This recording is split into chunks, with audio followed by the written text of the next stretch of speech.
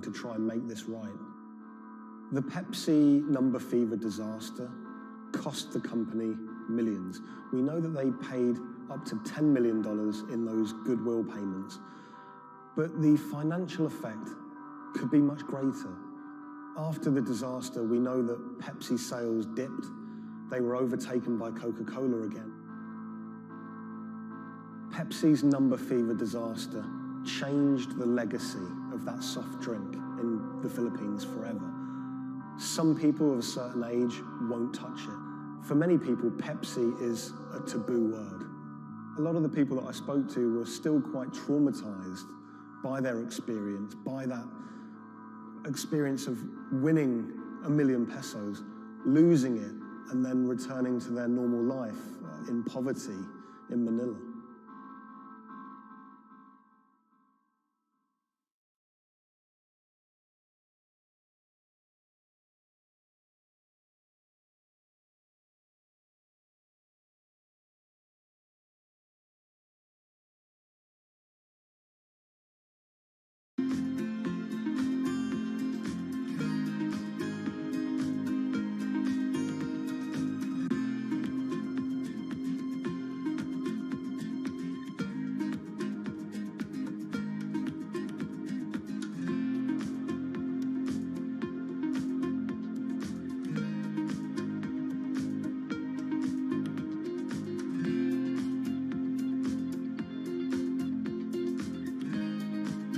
When the news of the bombing came out, it was a massive story in Germany. We are following some breaking news coming to us out of Dortmund in Germany. It was covered by all the media outlets. 3 roadside explosions triggered at the same time last night as a coach left its hotel in the south of Dortmund. Public figures commented on it. We should not let them affect our life, whoever it was. The media echo went far beyond Dortmund.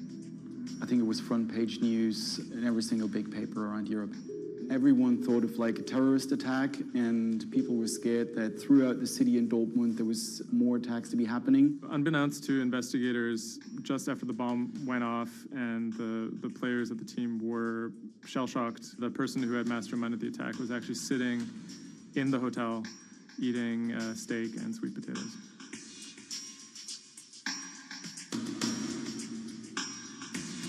My name is Thomas Rogers. I'm the journalist who wrote the article, The Get-Rich-Quick Scheme That Nearly Killed a German Soccer Team.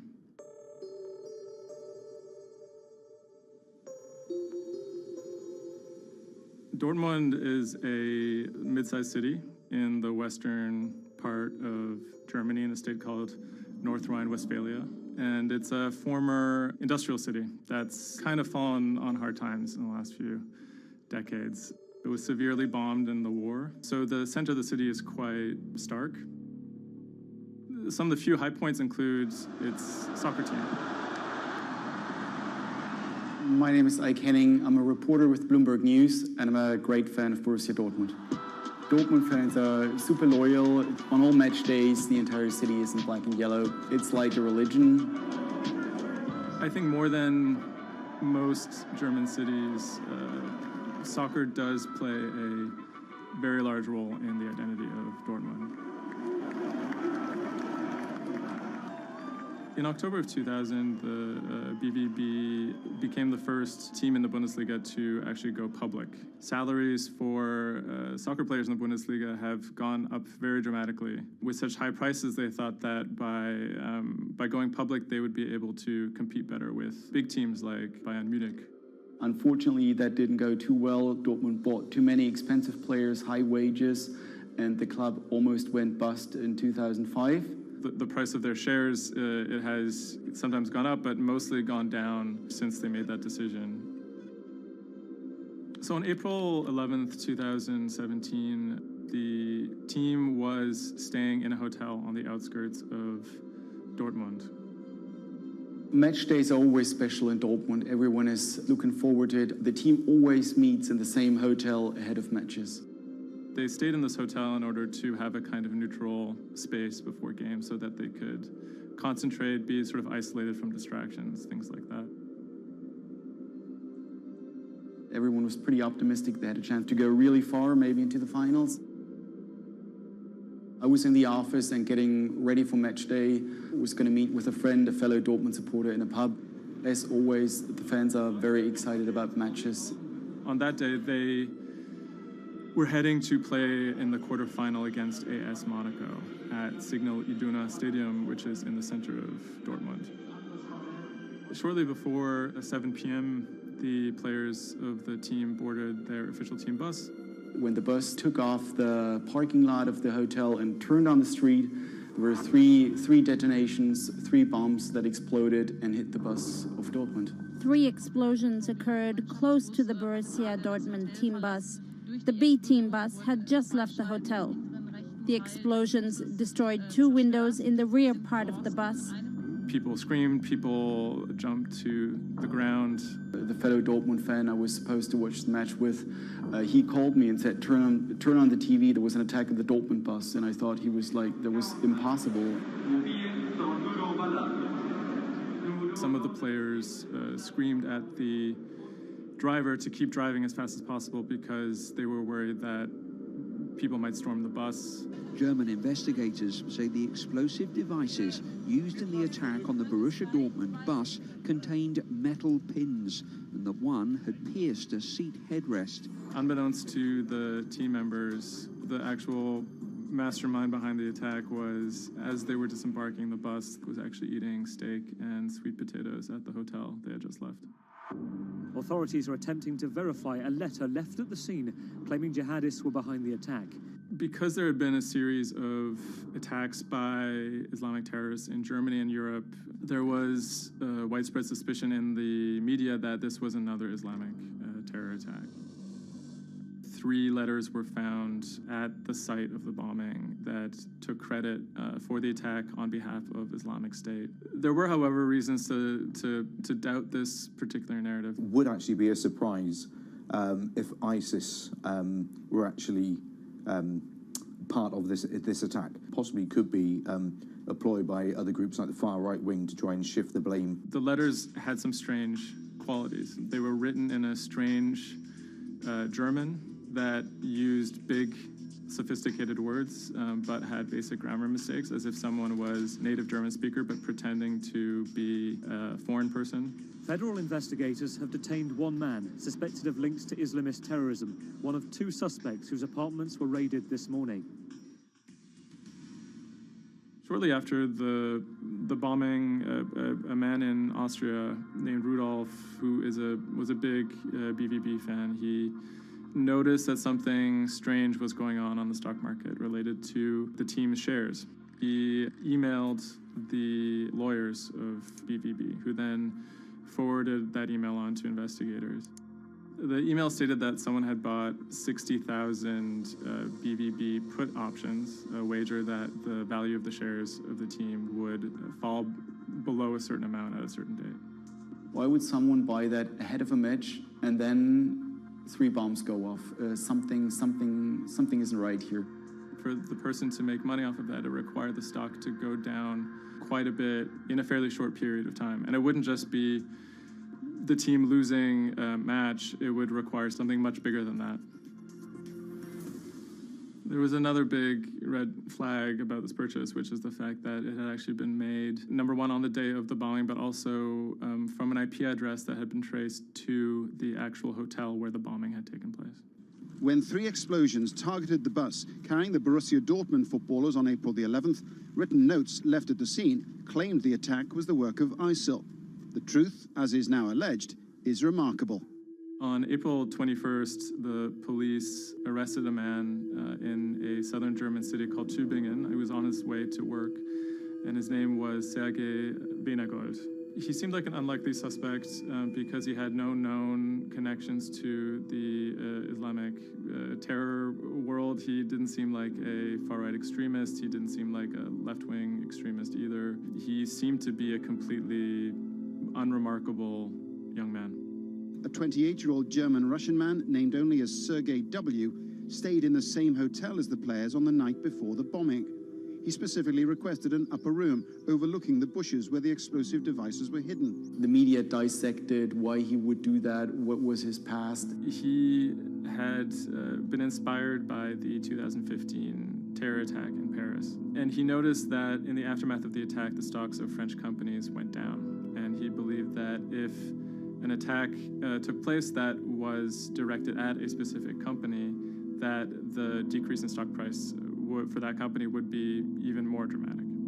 It never occurred to anyone that someone would do that out of greed. We now know that the suspect bought 3 different derivatives on the Borussia Dortmund shares. With all these derivatives, he bet on falling shares. The suspect bought the majority of these financial products on the 11th of April, the day of the attack. If the plot had been completely successful and the stock had reached a value of 0, Wienergold would have made up to 570,000 euros, or the equivalent of about $608,000. Ultimately, the plan completely backfired. The attacker, Sergei Wienergold, didn't make any money. In fact, he lost money. In court, he would be extremely quiet. He usually kept his hands clasped together. One of the lawyers actually commented that he had never seen a defendant act so calmly. Wienergold had served some time in the German military. From that information and from online research, he was able to figure out how to assemble remote detonated bombs that would do what he hoped to do. There were a few days of extremely emotional testimony, including the soccer players who described doubting whether or not they could ever play another game again. It brought everything back up, and it didn't quite help them to kind of process what was going on. Throughout it all, he sat there completely silent. The big mystery that was swirling around the trial was the question of why. He may have simply done it because he wanted to impress a woman. Rebecca is a young woman who has a very troubled home life. She ultimately sees her relationship with Wienergold as an opportunity to leave that troubled home. Wienergold is a Russian immigrant to Germany.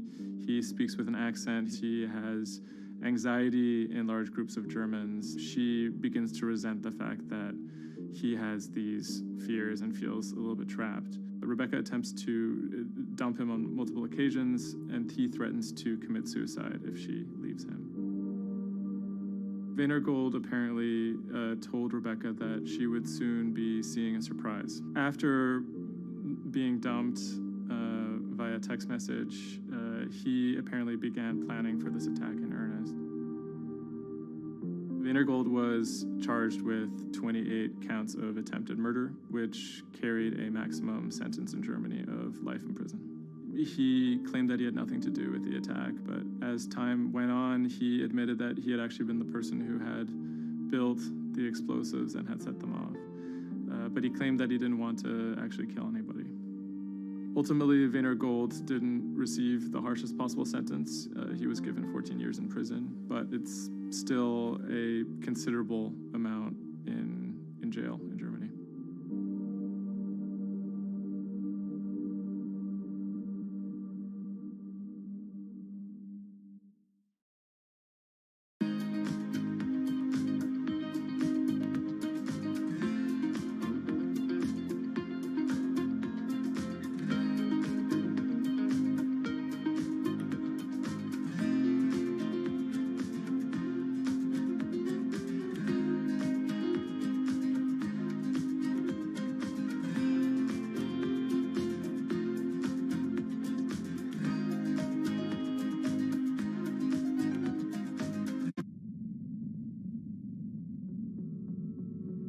The threat of an asteroid hitting Earth is very real. If it's big enough, it's also very final. These are very, very infrequent events. The probability is not 0, though. A blinding flash of light streaking across the sky. About 100 tons of space rock falls on Earth every day. Most of it is so small it burns up in our atmosphere or lands unnoticed away from major populations. No human in the past 1,000 years is known to have been killed by a meteorite, And according to NASA, no large object is likely to strike the Earth any time in the next several hundred years. However, one thing is certain. We haven't found them all. There are thousands out there, and we don't know where they are.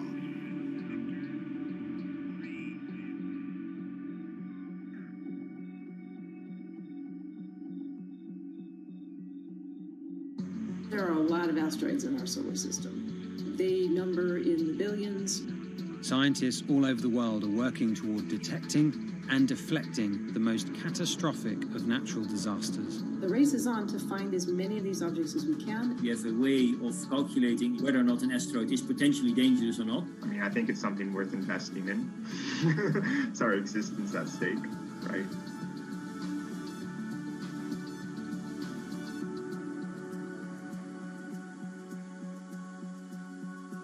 Amy, let's get this one out of the way. It's probably the question you get asked the most, but how scared should we be? Asteroids and comets are a natural hazard that's out there like a lot of other natural hazards. These are very, very infrequent events, these collision events, where an object actually impacts the Earth. The most important thing that we need to know about asteroids is when the next impact is going to happen and how bad it will be. What we know is that an object that's about, say, a kilometer across is capable of causing very, very wide devastation across the planet, really, truly global devastation. The object that wiped out the dinosaurs was somewhere in the neighborhood of 5 to 10 kilometers across, so even bigger than that. At a kilometer, it's still going to be very bad and it will have global effects. For objects that are capable of causing what I would call sort of regional damage, kind of a large major metropolitan area, a city and its surrounding environment, sort of around 100-ish meters. It depends on the details of the composition and so forth. By the 1980s, NASA was cataloguing near-Earth objects. In 1994, stargazers watched as comet Shoemaker-Levy 9 hit Jupiter. The resulting zone of chaos was estimated to be as large as the Earth, and the event became a turning point in the search for asteroids and comets in our solar system. In 1998, Congress tasked NASA with finding 90% of asteroids and comets 1 kilometer wide or larger. Soon after, Hollywood blockbusters Armageddon and Deep Impact brought attention and fear to the masses. The great news is that the vast majority, more than 90% of all the really large 1 kilometer near-Earth objects have been found. The challenge now is working down to these smaller sizes that are still quite capable of causing a lot of damage, but they're just harder to spot because they're fainter, they're smaller. Can you give us a sense of how many are out there in our solar system? We know that there are a lot of asteroids in our solar system. They number in the billions. Most of them, however, are between Mars and Jupiter in what we call the main asteroid belt. This is a region of space where most of the asteroids in the inner part of our solar system live, and they stay there for many billions of years. There is another population, though, that kind of leaks inward and gets into the region somewhat close to the Earth, and we call these near-Earth objects. We think that there are millions and millions of near-Earth objects that are out there in the total population. As of today, we know of sort of around 20, 25,000, something like that. When we first spot an object, we really know very little about it. We just see something moving across the sky. So all you get is just sort of a handful of snapshots, just enough to be able to tell that this isn't an asteroid that we've already seen before. And then once we can calculate the distance to it, we can now start to make predictions about its true size. Is it large or is it small? So we have a lot of information that we have to get pretty quickly to really understand what's going on.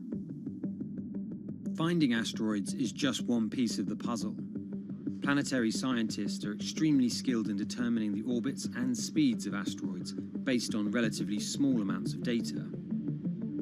NASA runs simulations of the trajectories asteroids could take, which is useful but time-consuming.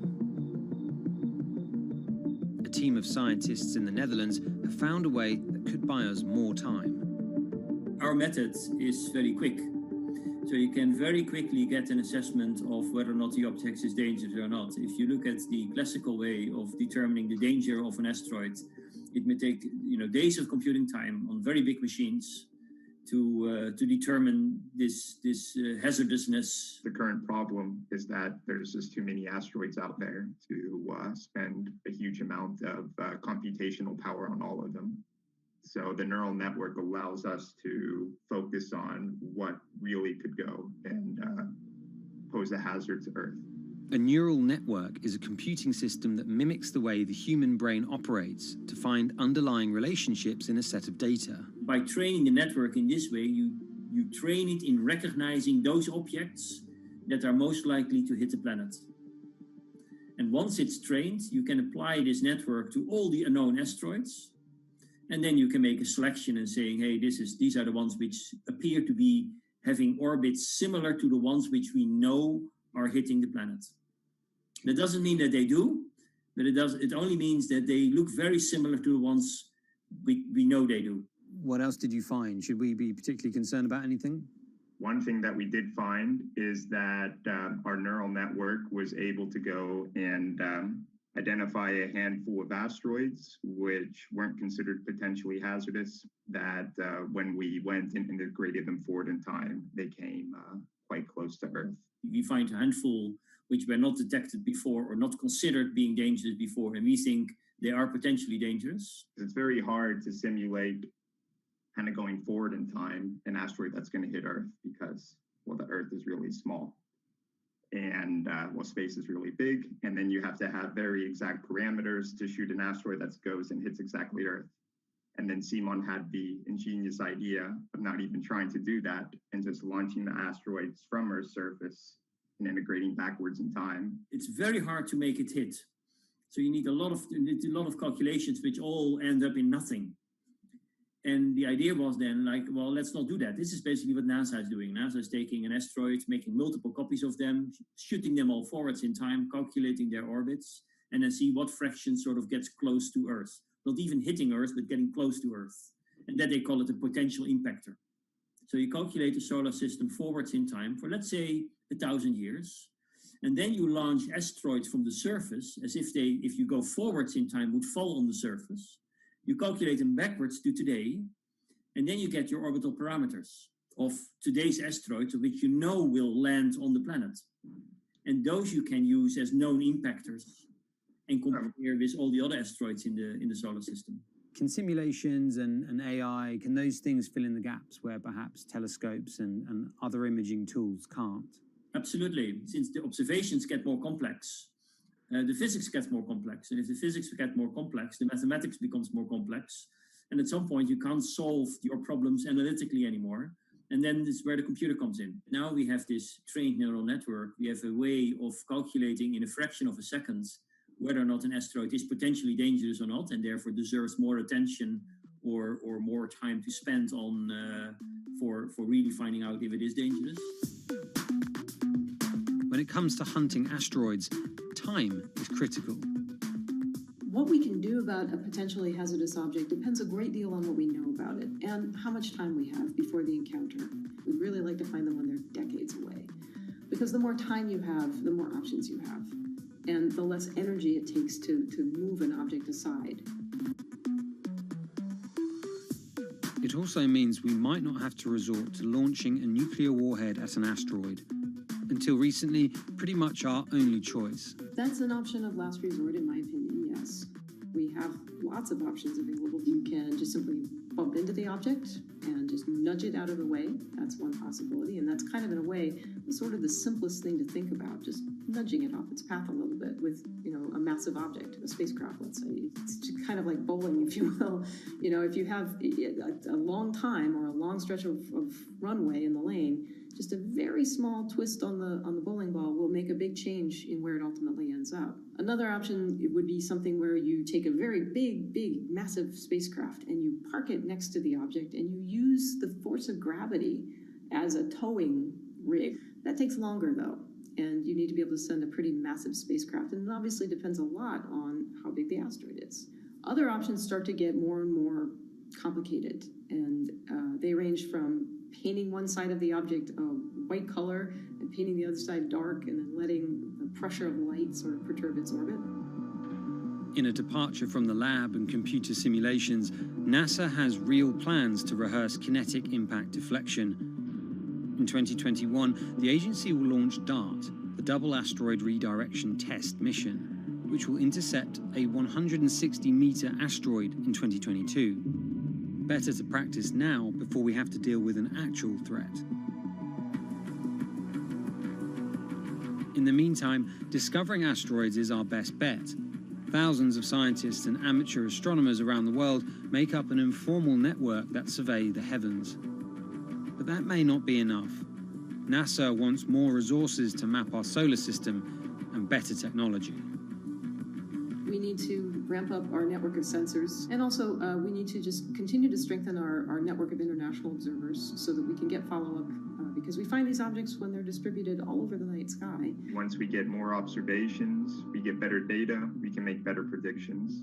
If you look at the big impactors we have had in the last, let's say, 20 years, or maybe 30 years, or 50 years, most of them we haven't seen coming. So the danger, the real danger, I think, comes from the objects we don't know about, and not from the objects we do know about. This particular natural disaster, like a lot of natural disasters and like climate change, is a problem of the global commons. So the thing that we risk collectively is that it sort of then becomes nobody's problem, and nobody takes ownership over it. The asteroids are all over the sky. They just truly cross boundaries and borders with a second's notice. I kind of imagine in the future, maybe lots of small satellites around the Earth that are always going and looking outward. I mean, I think it's something worth investing in. It's our existence at stake, right?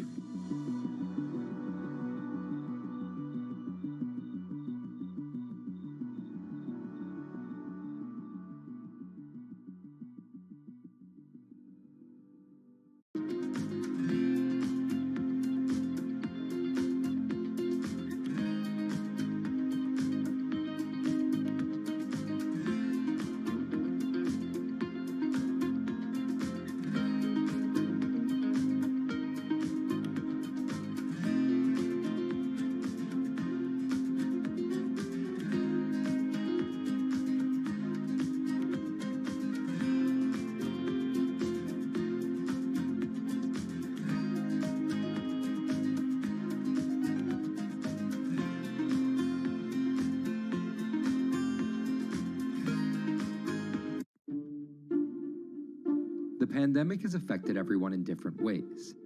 Some pass the time by baking. Homemade sourdough bread. Do I need to say more? Some chose to binge watch Netflix. It's your game. Or maybe you started a garden oasis in your backyard. Next, I'm going to put my lettuces in. But for millions of others, I'm going to be posting stocks that will boom. They wanted to uproot the financial industry. Let's just lock it on up and take $15,000.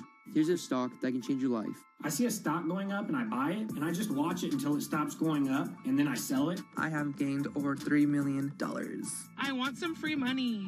I don't think you can overstate the online communities or social media's influence on financial markets. A large group of inexperienced investors who discuss their plans on social media platform Reddit have shaken up the stock market in a big way. The stock that everybody's talking about right now is GameStop. Video game retailer GameStop is set to continue their head-spinning ascent today. The revolutionaries on Reddit are spanking Wall Street's ass. The more these stocks go up, the more the big guys are getting creamed and losing billions of dollars. This isn't a wealthy person's game anymore. Anyone can play it. I took up a little bit of a new hobby, and I am interested in day trading. As an investor nowadays, you don't have to look a specific way. You don't have to wear specific clothes. You don't have to be doing it from a trading floor on Wall Street in like a high-rise building in downtown Manhattan. The narrative of what's driving the markets is no longer being held in secret offices in New York and Boston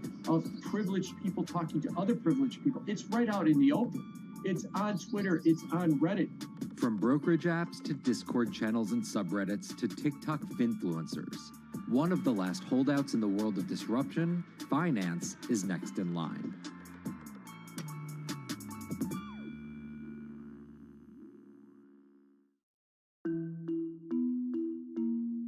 Investing should be as ubiquitous as shopping online. That's Vlad Tenev, the CEO of Robinhood, the online brokerage app, talking about how he wants his app to disrupt the world of stock trading like Amazon disrupted the world of home shopping. And I think that speaks to exactly the mission that a platform like Robinhood has, which is to democratize investing.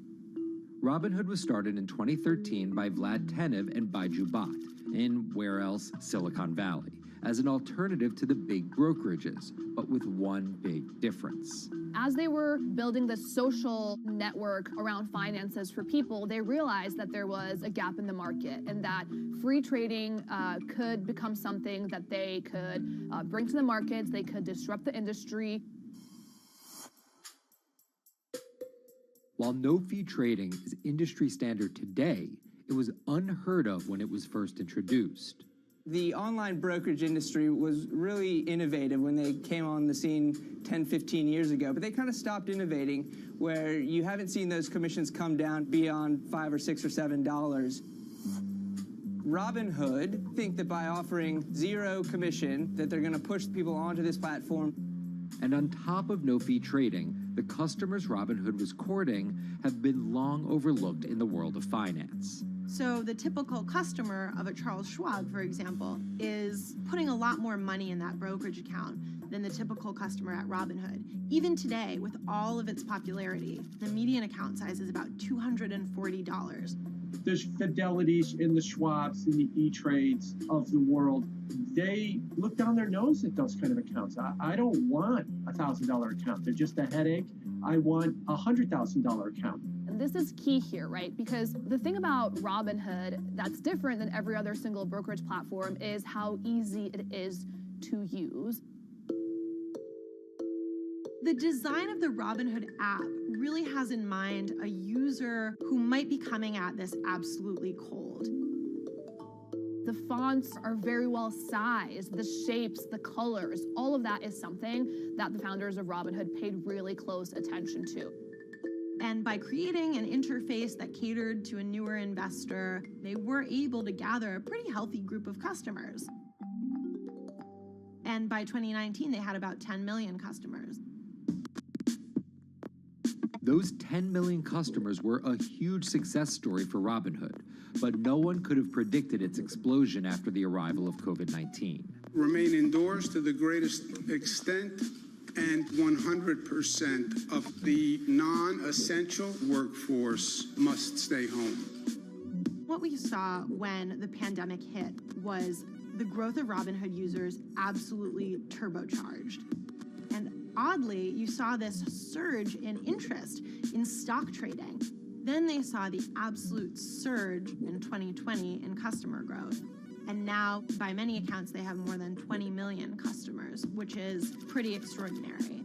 So the next step for them is to figure out how to monetize those users and how, even with their small account sizes, to get them to grow with the company and, as it releases more products, come along with them.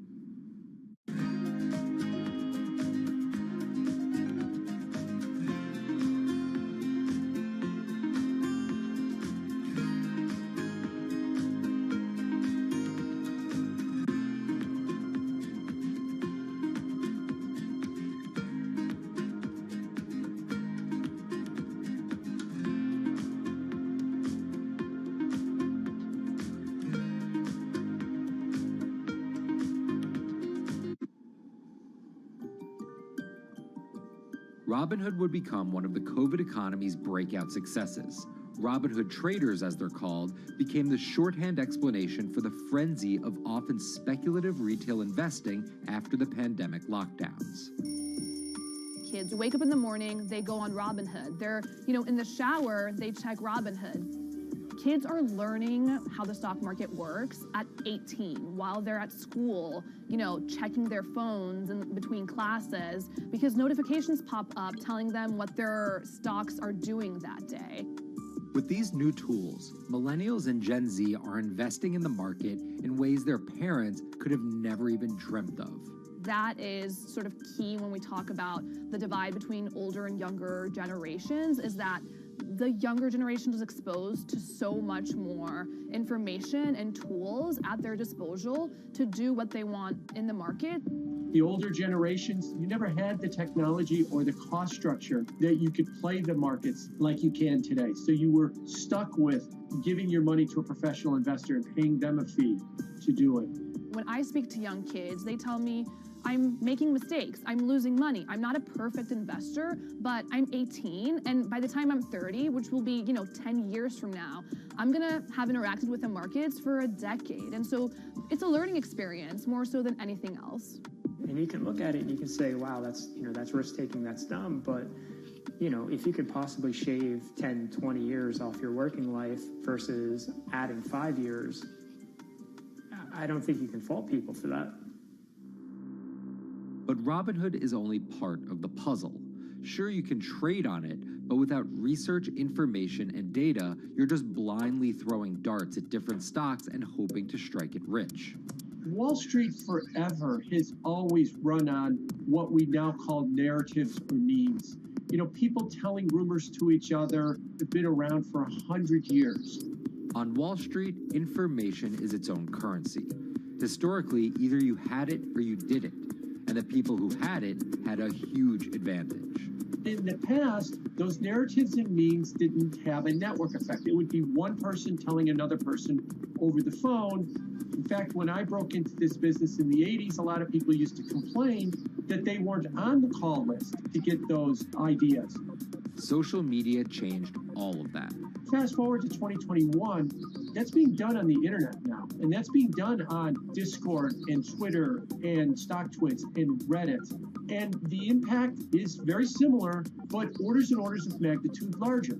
As social media has played a bigger part in our lives, it's also played a bigger and kind of more important role in how people find investing ideas online and on these platforms. How do those ideas spread? On TikTok. Yes, that TikTok. Soon may the weatherman come to bring us sugar and tea and rum. People aren't just going to it for sea shanty videos. The personal finance hashtag on TikTok has garnered 3.5 billion views from its 1 billion monthly active users. By comparison, videos found under the cooking and health tips hashtag have 2.6 and 2.1 billion views respectively. The trajectory of Robinhood and TikTok were literally on par. What happened in the stock market this week? So the word of the week is expectations. Absolutely essential that you guys understand the risks of shorting. And Kayla Kilbride and Kyla Scanlon are two of those financial influencer TikTokers, also known as finfluencers. I think people still care about fashion, they care about culture, but it's also like there's this big behemoth thing called the stock market that we really don't know a whole lot about, and it's gatekept behind the industry. And so people want to unpack that. And so my audience is, a lot of them are younger investors who are looking to hone their skills. Tech and write up.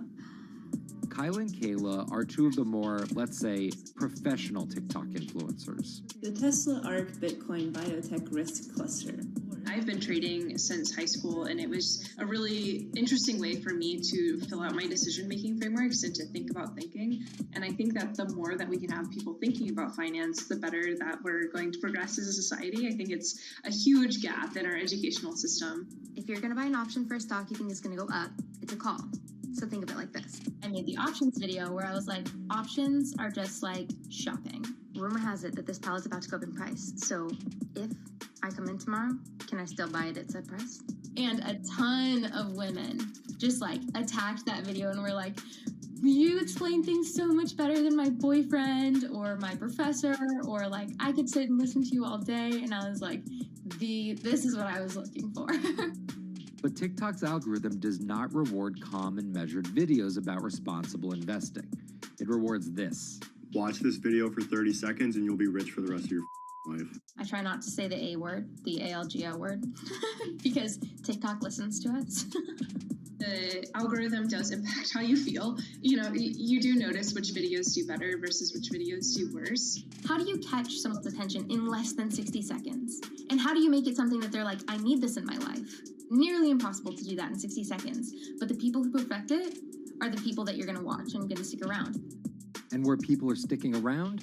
Reddit, and its nearly countless subreddits about finance. And by far the biggest one of those is Wall Street Bets. There's a lot of social media platforms out there, but Reddit is like the social media platform for finance. Places like Wall Street Bets is where it all goes down. Started in January 2012, it wasn't long before Wall Street Bets adopted a 4chan-like etiquette, leading to their tagline, like 4chan found a Bloomberg terminal.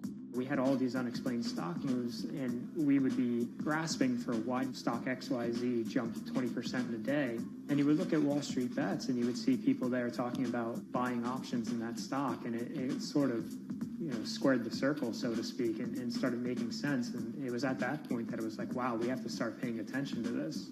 Some people on the platform really spend tons of time, and others are just looking for entertainment and to have a little bit of fun, effectively gambling or looking for an outlet, trying to make a little bit of money. Then on top of all of that, there were stimulus checks. Now, clearly, this money is going to people who need to use that to eat, to live, but there's a lot of people who use this money to invest in the stock market. And it's not just stock tips. People quote-unquote YOLO their entire life savings or stimulus checks on a single stock. They post what is called gain and loss porn, screen-grabbing staggering hits and misses on stocks for the entire community to see. I'm about to lose everything. And while some of the people on Wall Street Bets are novice investors, the community contains multitudes. In one respect, what it did show us among these network groups is they are very sophisticated. They're not a bunch of ignorant people talking to other ignorant people. And this is where the pieces of the puzzle all come together to wreak havoc on Wall Street for a solid week in early 2021. It's pretty clear that the combination of more people having retail brokerage accounts and trading apps and more people being stuck at home looking for some kind of entertainment and some kind of community online came together in this very singular way. What came together is GameStop. Let's go back to the beginnings of what happened with GameStop a couple of years ago. On the boards like Reddit and StockTwit, a lot of people were talking about GameStop as being attractive value. Some of them are even, Wall Street alums who left the industry and now still have access to tools that they can use to improve their financial well-being and make very good decisions. And I think Roaring Kitty is a perfect example of that. GameStop is one of the most compelling asymmetric opportunities in the market today. Really, I don't understand how you could disagree with that. At the same time that this crowd was talking it up, the hedge fund institutional crowd didn't like this stock at all, and it had the largest short interest of any stock in the New York Stock Exchange going into late 2020. Short selling is a bet that a stock price will fall, and it's a fairly simple concept. An investor borrows a stock and then sells it. The investor is betting on buying the stock back later for a lower price before returning it to the original owner, pocketing the price difference. What a short seller would tell you is that they almost act as a policeman in financial markets, or they're at least looking for companies that aren't what they say they are. And that can range anywhere from an outright fraud that some short sellers try to expose to just a company that's not worth as much as investors think it is. The problem is, if the stock price rises, the short seller has to come up with the money to buy the stock back. And the more it rises, the more it costs.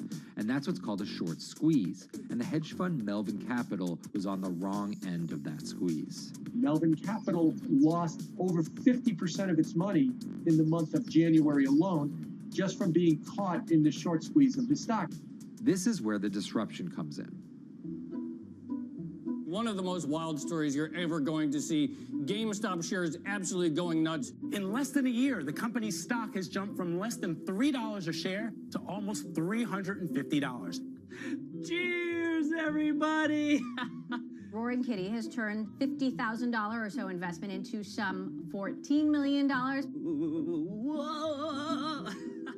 Investors all over social media use the free trading app Robinhood to wreak havoc on Wall Street. They're actually piling on into some of these stocks to really hurt the professional short sellers.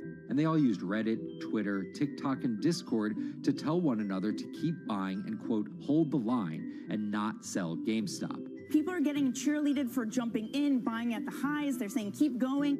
And it was working too, until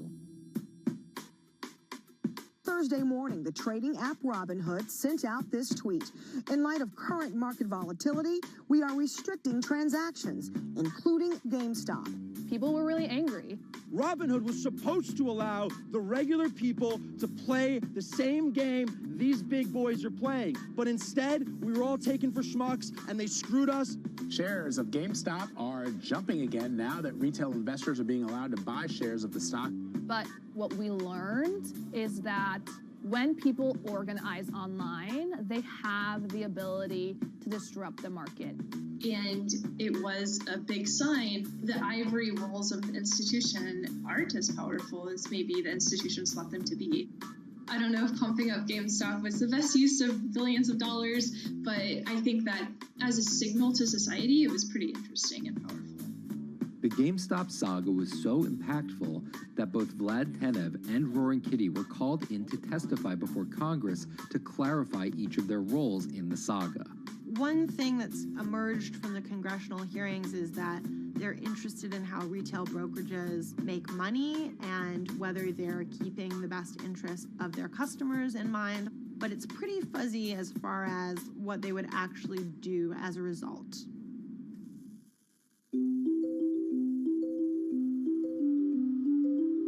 While the frenzy around GameStop eventually subsided, it didn't take long for retail investors to find other areas to invest their money. Take a look at Bitcoin going bananas over the weekend. Bitcoin forms a brand new all-time high. It was after GameStop started to drop that we saw Bitcoin really go up to over 60,000. How much further does this rally have to run? It's compelling to say that money shifted from one venue to the other. While correlation doesn't equal causation, there's a chart out there showing an inverse correlation on meme stocks going down and cryptocurrencies going up. There's definitely an aspect where people are making money on stocks and then moving, they're agnostic, they're not hedge funds. They can invest wherever the hell they want. It's a classic sort of momentum trade. They're going to wherever the winners are and they're willing to jump on and, ride it.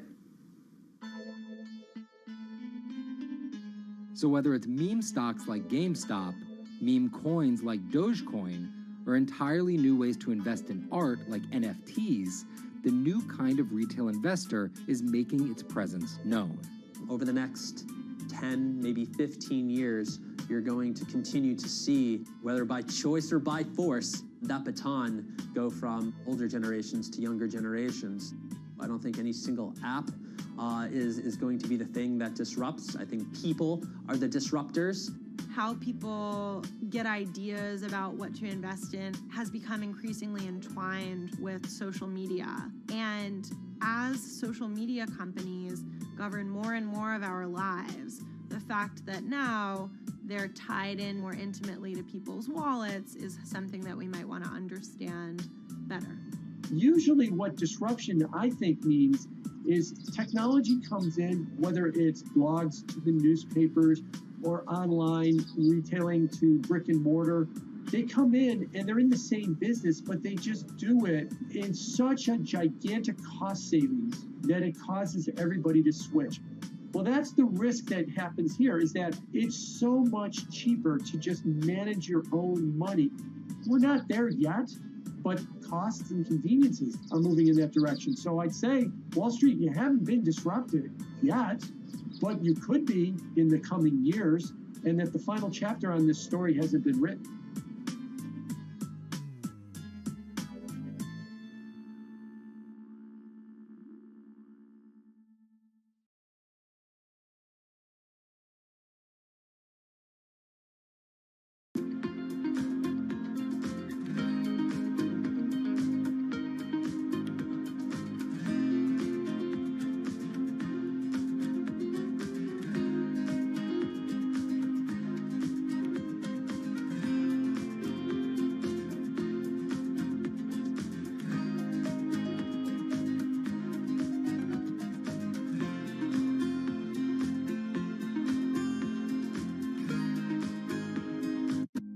Bloomberg's own David Nicholson. Now, his happy place is out in the field, on the open road. But like the rest of the world lately, he's been working from home a lot more than he's used to. COVID-19 has prompted a massive urban exodus as professionals of every ilk yearn for more space to live and work. As a result, rural areas have exploded, and they're poised to experience a resurgence as more and more families pack up and leave the big city to try out life in the burbs. But there's one problem with that. Not all internet speeds are created equal. Anyone who might need to upload or download large files for a living may not want to pack up and move to that cabin in the woods just yet. Now, David's house isn't a cabin, but it is in the woods, and inexplicably, his internet is workable. My internet is okay. I pay a lot for it. It's around $140 a month. The download speed's great, and the upload speed is terrible, which is really bad for my work because I have to upload these massive files. But I'm definitely one of the more lucky ones in this community. Just a few miles down the road, my buddy has awful internet. It's usually under 2 down and under 0.2 up, so it's often unusable. Some days it's around 1, and other times it'll drop down to about 0.2, 0.3. I just want to be able to have internet at my house without having to go outside the normal ways of acquiring internet. It's really frustrating. We're literally miles, a few miles away from downtown, and it just cuts off. This is a problem, and the solutions are not there yet, because getting high-speed internet in rural areas en masse is something our providers may simply not be ready for.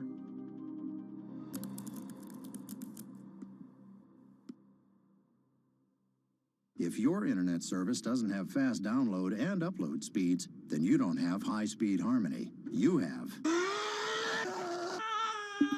Americans on average pay about $70 a month for internet at home. But in rural areas, it could cost a lot more for a lot less service. So the pricing for a fixed wireless provider here can be something between $80 and $150 for about 25 megabits per second. However, gigabit service, which is 1,000 megabits per second and symmetrical, is running at about $119 a month or $130 a month. That's John Paul. He co-owns Spiral Fiber, an internet service provider here in Nevada County, California. And for the past 10 years, he's been trying to bring an affordable fiber optic network to town. It all started when he applied to be part of the pilot program for Google's fiber service. Across the country, civic boosters have been going to extremes, chanting, singing, and marching, trying to get the search engine giant to look at their town. The internet these days is crucial to be in the world, to be a part of the world, and to be connected to your community. Google ultimately went with Kansas City, Missouri, which left Paul on a mission to get funding to lay out fiber optic networks for gigabit service.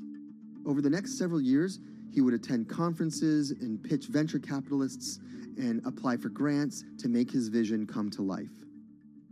One of the biggest roadblocks to building infrastructure for the internet here in the United States are the existing large providers. They have their land staked out. They would prefer that nobody come in and compete against them. In 2013, we applied for a grant. We went down and met with the commissioners at the California Public Utilities Commission. It was an arduous process to get funded, but we finally did against all odds. We got a $16 million grant, and then we went out to seek venture capital. Then, in March of 2020, the pandemic hit the world. Everybody got locked down, and everybody came home, and everybody started using the internet. And I remember seeing on one of the local fixed wireless providers' websites, they've said, hey, we know you're all staying home, but please don't use too much video, and please don't use too much bandwidth. And I thought, that doesn't work. The U.S. connectivity gap is far greater compared to countries that are considered its peers economically. Some developing nations actually have better internet than rural America, like in Kenya, which has a state-of-the-art fiber optic network fed in from their coastline. The American connectivity gap does largely affect rural areas that are either outside of service coverage or simply prohibitively expensive. This is Rebecca. She and her family moved to Nevada County just a couple miles down the road from David. They took for granted that high-speed internet would just exist in the area, and it's not something they even bothered to check on before buying their house. Turns out, all they got was dial-up. We wanted to move where we had a little more space, room for the kids to run around, just be out in the mountains a little bit more. Having come from a bigger city area where Wi-Fi is pretty readily available, we hadn't really considered that in our purchasing of the house, whether that would be an option or not.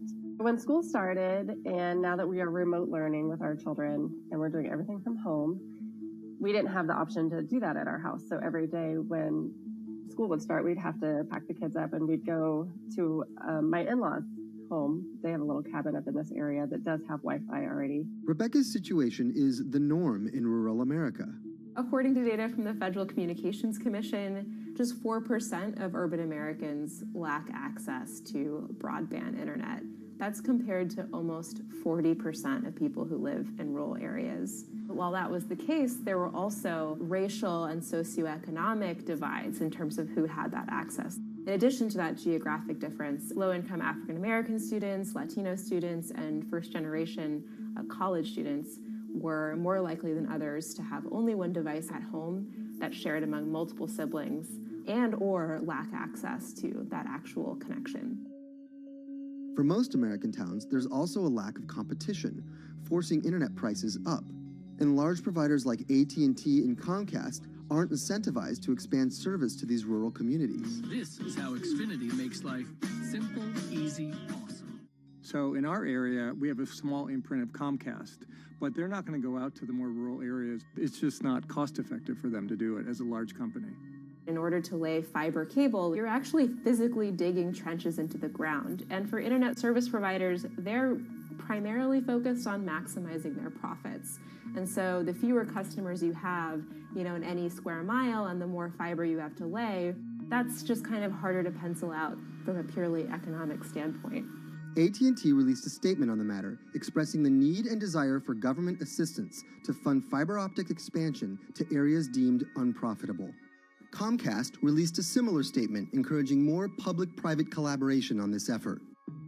Federal agencies do offer grants to help communities build broadband networks, but many have argued that there's not enough flexibility on how to use these funds. The COVID-19 relief package passed by Congress in March and signed by President Donald Trump awarded $43.3 million to 51 projects on the East Coast alone. But it also stipulated that these projects needed to be up and running by December 30th. For contractors who plan projects months and years in advance, it's a scramble to rearrange their schedules to meet that deadline. So what we've been asking the federal government to consider is at least have, as long as the projects are getting started, knowing the projects are being put into place to expand both remote learning, working from home, and opportunities like that that are truly driven from COVID. We're moving as fast as we can regardless, but hopefully they'll give us some more time. Talking to John Paul, it's clear that he believes broadband is something that can transform a community and should be considered a public good. One of the first communities to come on in the United States with full-on gigabit service was Chattanooga, Tennessee. Now, they're a bigger city, but they're a city that was economically in a downturn. In the last 15 years, the city of Chattanooga has turned around in an amazing way. It's a nexus for young people to move to. It's a place where technology happens. It's not just about logging on to Zoom, to connect with your colleagues who might be in New York City. It's also your ability as a small business, operating in the town of Nevada City or wherever it may be to, quickly upload your payroll documents or something onto the cloud, or to quickly, swipe a customer's credit card. There's just some really basic business functions and mechanics that I think people in big cities really take for granted, and that are just going to be a much bigger challenge for small business owners in rural areas.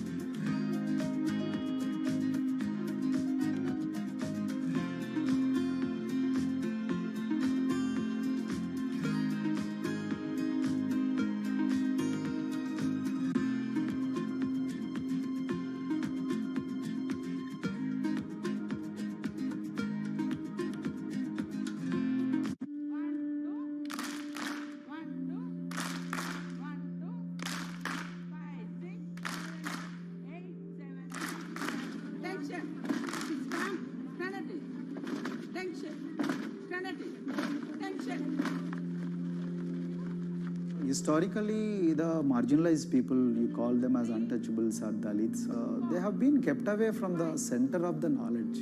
Once you are born into a caste, it is very difficult for you to grow beyond that. You are stuck in that identity.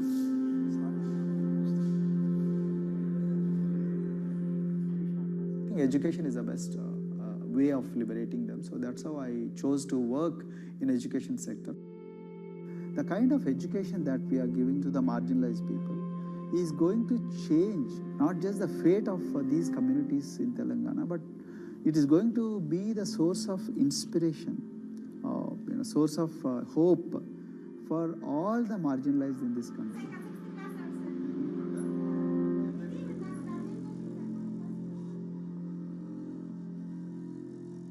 Greatest blight in India is the system of caste. For generations of Indians, the social code known as the caste system has defined how people earn a living and whom they marry. Although outlawed 7 decades ago, castes remain a significant factor in deciding everything, from family ties and cultural traditions to educational and economic opportunities. Dalits, people who are on the lowest rung of the caste system, constitute almost 1/5 of India's population of 1.3 billion. Not able to afford the high tuition of private schools, many are forced to attend government-funded institutions, which in the past have suffered from poor infrastructure, lower education standards, and high student-to-teacher ratios. But Dr. Praveen Kumar is trying to change that.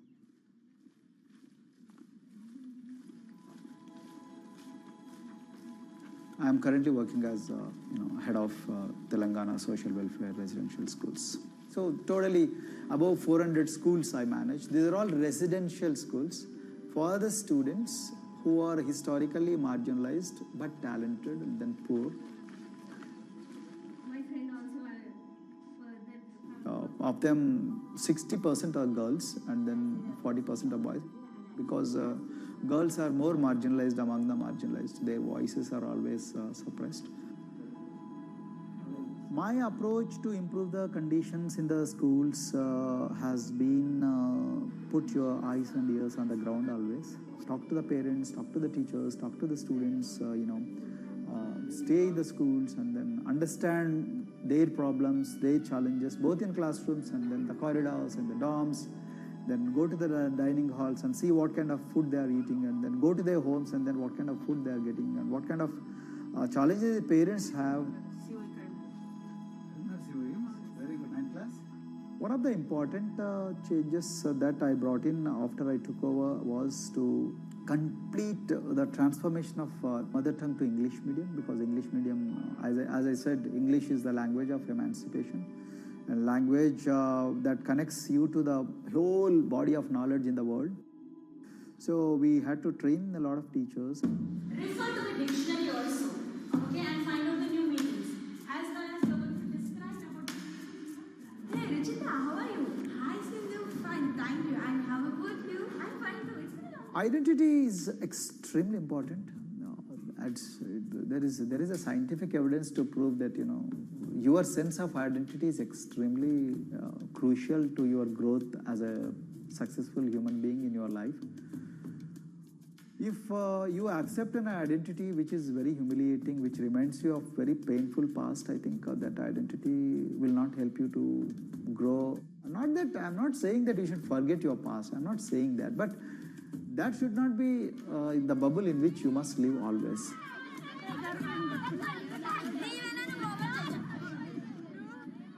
Sweros is an alternative identity. S stands for state, W stands for welfare, Aero, SW and then Aero is Swero. So the idea is your dreams have to be skybound. So that is what we are trying to achieve by changing the identities. Like, you say, I'm a Swero and I aim to be a doctor. I am a Swero. I aim to be a top-notch engineer. I am a Swero. I aim to be a top bureaucrat of this country. I'm a Swero. I want to be a very good actor or, a musician in this world. So these are the positive images that are associated with identity.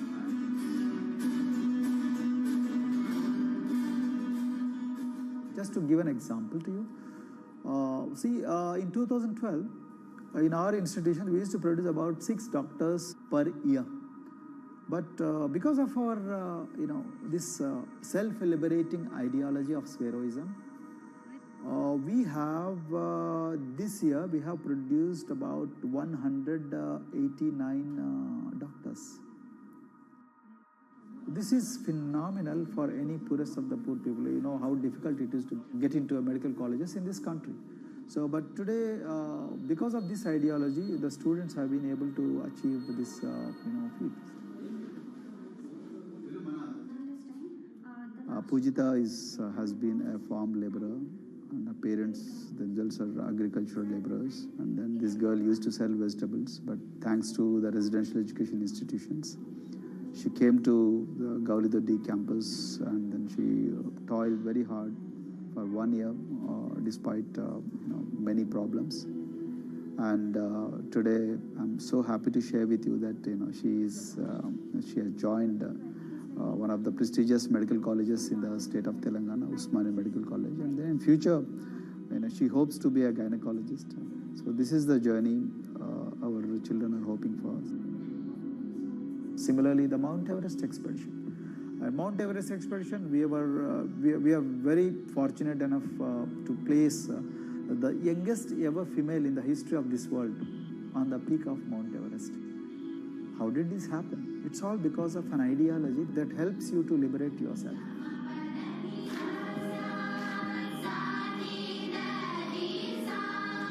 We brought a lot of extracurricular activities, and most of them got institutionalized now. So, for example, music. Similarly, the games. We have so many coaching academy. We have boxing academy, we have wrestling academy, we have handball academy. So we have, kabaddi, the traditional Indian sport. We have golf. We have introduced the golf also. Like golf is generally played by so-called rich people, but today even poorest of the poor people also are being trained in golf in our schools. Wow. So our intention has been to give all 360 degrees, type of opportunities to the students, so that whoever is interested in whatever activity, they can go and then do it. Break the barriers, break the fence, at least mentally, because poor people have been programmed to be victims, programmed to be subjugated, programmed to be on the margins, always, programmed to feel inferior. We wanted to change all that. There are certain games which are exclusive to rich people. There are certain languages which are exclusive to middle class and upper middle class in this country. To put it in one word, the sole aim of introducing all these co-curricular activities is to break the stereotypes which are recklessly imposed on these people. Their stereotypes Dr. Kumar knows all too well. Born a Dalit, his grandparents were labourers and access to the village well was restricted. Dr. Kumar credits his parents' belief in the power of education with helping him realise his aspirations. He went on to join the Indian Police Service, attended Harvard University, and then began pursuing educational reforms back home. I attribute whatever I am today, it's to my mother primarily. They educated me in the village, although there were no good schools. So then I stayed in social welfare hostels, the hostels which are managed by government for the poorest of the poor kids. I passed with reasonably good grades. Then I went to university, and then I faced worst form of discrimination in the universities. Like there were, in those days I'm talking about, so the bathrooms and the toilets were exclusively meant for scheduled castes and scheduled tribes. We used to fight discrimination on one hand, and then again, try to excel in academics, day in and day out. So that's how I came to education, because I deeply believe that education is the only important weapon that can really, place the poorest of the poor people from a very victimhood orbit to a prosperous orbit. I think in future, this is going to be a game changer for the marginalized in this country.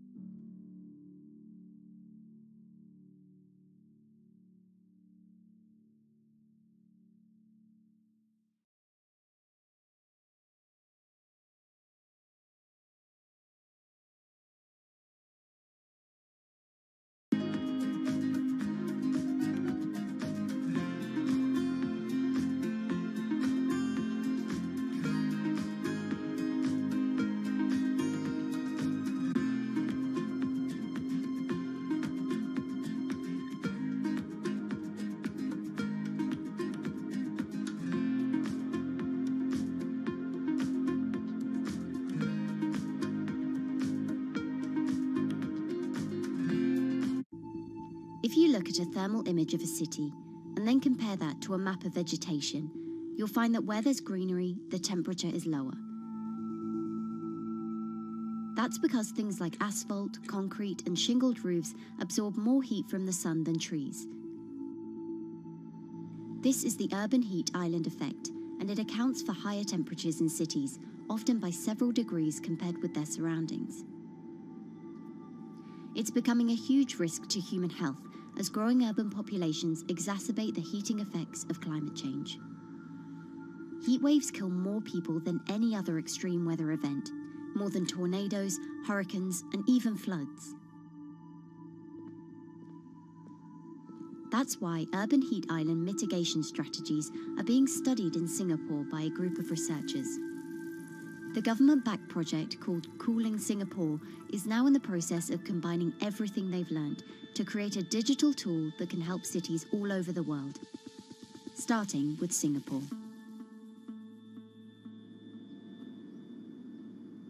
In Singapore, close to the equator, temperatures regularly rise above 32 degrees Celsius or 90 degrees Fahrenheit. And the city structures only make it worse. And that is also the case for Singapore, which is basically a concrete jungle, more urbanized, more developed city. And even in Singapore, what you have is a situation whereby there's a temperature difference of 7 degrees Celsius between the more urbanized and the more rural areas. The government has taken drastic steps to keep temperatures down. This is Gardens by the Bay, an award-winning park, and inside this greenhouse is a pleasant 24 degrees. That's because the dome, along with 24 nearby towers full of thousands of people, is chilled by what's probably the world's largest underground district cooling system.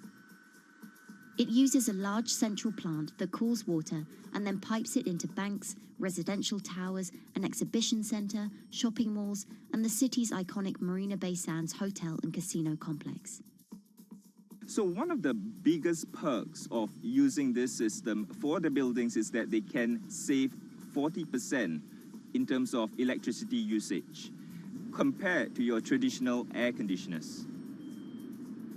And with Singapore relying on natural gas for most of its power, this new system means emission savings equivalent to removing 10,000 cars from the city's roads.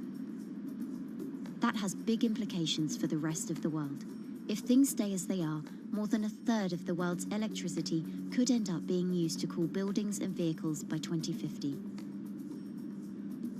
As the world gets hotter, gets warmer, there is a greater need for air conditioning and as well as refrigerators, for instance. And the more people are buying these household appliances, the more energy usage they use, and they release heat more, and that then exacerbates climate change. It's a vicious circle. And so since 2017, researchers at Cooling Singapore have been identifying design solutions that reduce our need for so much cool air in the first place. One thing many cities have in common, and that's the importance of vegetation. That's a very important measure to mitigate the urban heat because of the shading effect, of course, and the psychological effects of the vegetation, and also because of the possible evaporative cooling effect of the vegetation. Vegetation can be, of course, on the ground floor in form of trees and shrubs, and you can walk under them. This is the so-called canopy layer that the vegetation forms above us. But vegetation can also go up the facades of buildings, and it can go to the roof of the buildings. Luckily, Singapore has been striving for the garden city feel for quite some time. It was a vision initially introduced by then Prime Minister Lee Kuan Yew in 1967 to make life more pleasant for people. And today, Singapore is one of the world's greenest cities in terms of urban vegetation. Kampung Admiralty, a community centre that contains health facilities and social spaces, now provides more green space than the plot of land it was originally built on. It's topped by a roofscape of staggered terraces covered in local plants, which functions as a community park, and a village green in the centre that contains farm plots for residents to tend to. Park Royal on Pickering was designed as a hotel in a garden that doubled the green growing potential of its site. There's now 15,000 metres of sky gardens, reflecting pools, waterfalls, planter terraces and green walls. And the government has big plans as well. Singapore actually has a plan to plant 1 million trees and add more green spaces over the next 10 years. It is actually a mix of wanting to reduce the urban heat island effect, but on the other hand is also to get the people to be more connected to nature. But it's not enough. The city-state has still been warming twice as quickly as the world average over the past 6 decades. That's why Cooling Singapore has developed a catalogue of other potential heat mitigation measures.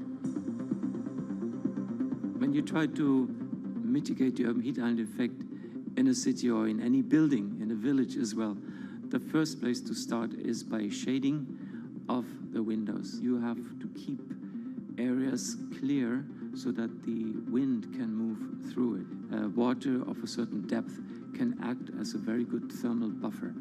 If you have to construct heavy buildings such as high-rises, at least you can make the surface, the facade, less heavy, and you can protect it from direct sun penetration. We have to make sure that no combustion engines will be in the city in the middle, in the medium to long-term range. So ideally, the electricity production is outside of the city, and you bring just the clean electricity into the city. You can at least minimize the use of energy in the city, and you can start to slowly convert the roofs, the facades of the city into production areas for renewable energy. In Singapore, unfortunately, this is a limited option, but in the long run, it could produce up to 20-25% of the energy, of the electricity needed in Singapore if all the roofs and the areas in the buildings, on the facades would be used to do that. With so many different ideas, Cooling Singapore is also designing a virtual model of the city to test them out.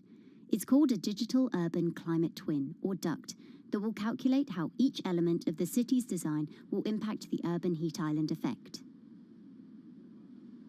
That means we model not only the geometry of the buildings digitally, but also we model the transportation, the insulation, the temperature, the radiation coming from the sun, the weather, the local climate, the even very, very microclimate of the city, the water, the movement of people in the city. We can invent scenarios, we can design scenarios, test them before we actually build them, and if they test very well and we are sure that they will function, then we can start to build them and put them into reality.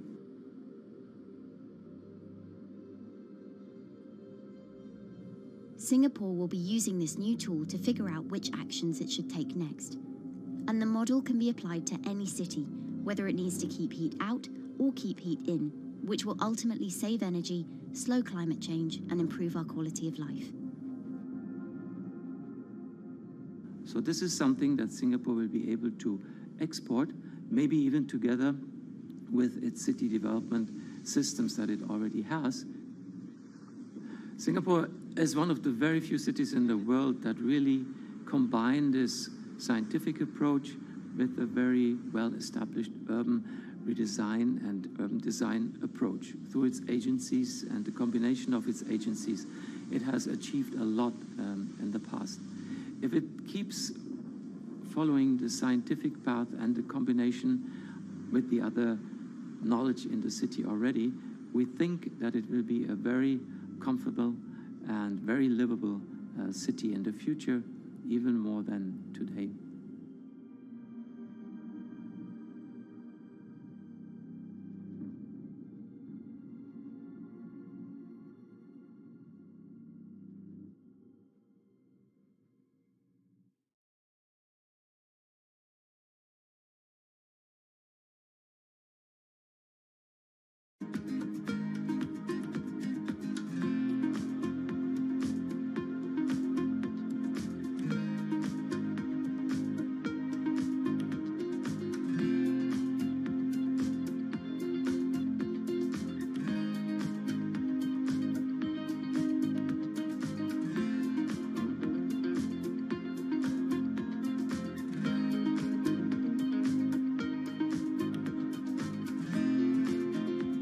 Times are tough.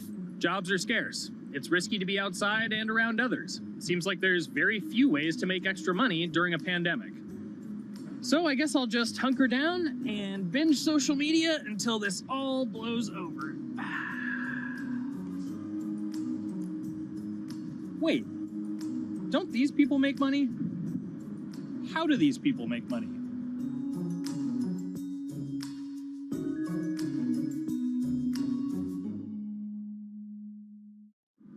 Streamers, YouTubers, Twitch stars. How do they make money? Is it a lot? Is it a lot of work? I know, I gotta ask somebody in the biz, and I got just the guy. Austin John Plays. This is your full-time job now, right? As of November of last year, yes. This was always just kind of like a side thing. Like any money that I made from doing my videos and whatever else, I never touched that because I didn't really think of that as being like real money. And then it started coming in more and more. And then it was like I hit my first day that I broke $1,000 and I was like, this is actually going to be money. How did the YouTube channel come to be? When the game Pokemon Sun and Moon came out for the 3DS, there was like things that I learned about the game, and then I wanted to just share that information with people. And at the time, I didn't have any way to capture a screen or anything, so I found like generic footage, and I kind of put it all together with so much editing. And that video got 6 views. And then 2 days later, I made another one, and that one got 12 views. And then I just started pumping out more and more content, and people were like, this guy knows what he's talking about. It really just started building on top of itself, and then it was like, my channel really focuses on tips and tricks. So I play a straight 18 hours, and I'll finish the game or get to about the 40-hour mark, and then I'll make my first video. While I'm going through, I have a giant notepad and just scribbles everywhere, and I make these notes of like the things that stumped me, so I know the things that may stump other people. What do you need to think about if you're building your YouTube channel? 1, You need to do something that you're passionate about. Not that you like, not that you think you're gonna make money on, something you're passionate about. The other thing is something that other people are passionate about. It holds a special place to them. And third is, it needs to be something that people are gonna seek out information on. In order to enter into the marketplace, you either need to be better than everyone else, you either need to be faster than everyone else, or you need to be more accessible than everyone else. And you can't be more accessible because it's already on the platform. Granted, if you understand how the algorithm works, which is very similar to Google Analytics, then yeah, you can have a little bit of a head start. But if you're not doing it faster, and if you're not doing it better than everyone else, then why should anyone watch your channel? So my income as a YouTuber kind of breaks down to 3 different ways. 1, which is the bulk of it, which is ad revenue. Whenever you go and you watch a video and then there's an ad and then you wait 5 seconds and you hit the bottom right corner and then you go on to the next video, or a non-skippable ad, or the video starts immediately, you get the little banner ad at the bottom, or if you scroll down from the video, the first thing that shows there is an ad. Those are the 4 different types of ads that can appear on every single YouTube video. And all of them pay a certain amount. It varies on lots of things, like the country of the person who posts it, the country of the person who watches it, the time of year, where you are in the quarter, if there's anything going on with a reduction in ad revenue. Like, great example, COVID-19, companies weren't spending as much on advertising. So because of that, CPM went down. CPM stands for click per thousand. I'm using the Roman numeral for 1,000. And that means that for every 1,000 views, you get a certain amount of money. Now, on low ads, when I first started off, my CPM was 30 cents. So every 1,000 views, I made 30 cents. But then once I signed with an MCN and I started making more quality content and more engaging content, some of my better videos and certain times of the year, I can see CPMs as high as $12 to $14. And there's a big fluctuation between, you know, if I post a video when there's no ads being spent, like January and February, that's the reason a lot of your favorite YouTubers and also TV shows don't post new videos in that time of year because ad rates are down. Why are they going to make content then? Instead, you're recording and you're bulking up for when ad revenue is higher. The second way that a YouTuber makes income is support, crowdfunding, things like that. When I first started off, Patreon was really the only option, but then they started rolling out supporters and members for YouTube channels. So whenever I have a live stream, you can click a button and then you can become a member, and then you get special icons next to your name. I believe they're called badges. Or on any video, you can hit the join button, and that helps support the channel. And then the third aspect of that would be merch. And for me, my merch has been somewhat basic. In fact, I'm wearing one of my t-shirts from last year right now. You have to endure the times that your first video gets 6 views, that you posted on Reddit and they say, shut up, and then an auto mod bans you. You have to go through that, because until you go through that and you discover why you're doing it, you're not doing it for other people, you're doing it for yourself. If you're not loving what you do, then it's not worth it. Huh. So make a channel about something that I'm passionate about. Oh, sweet. I guess I can make the channel about that.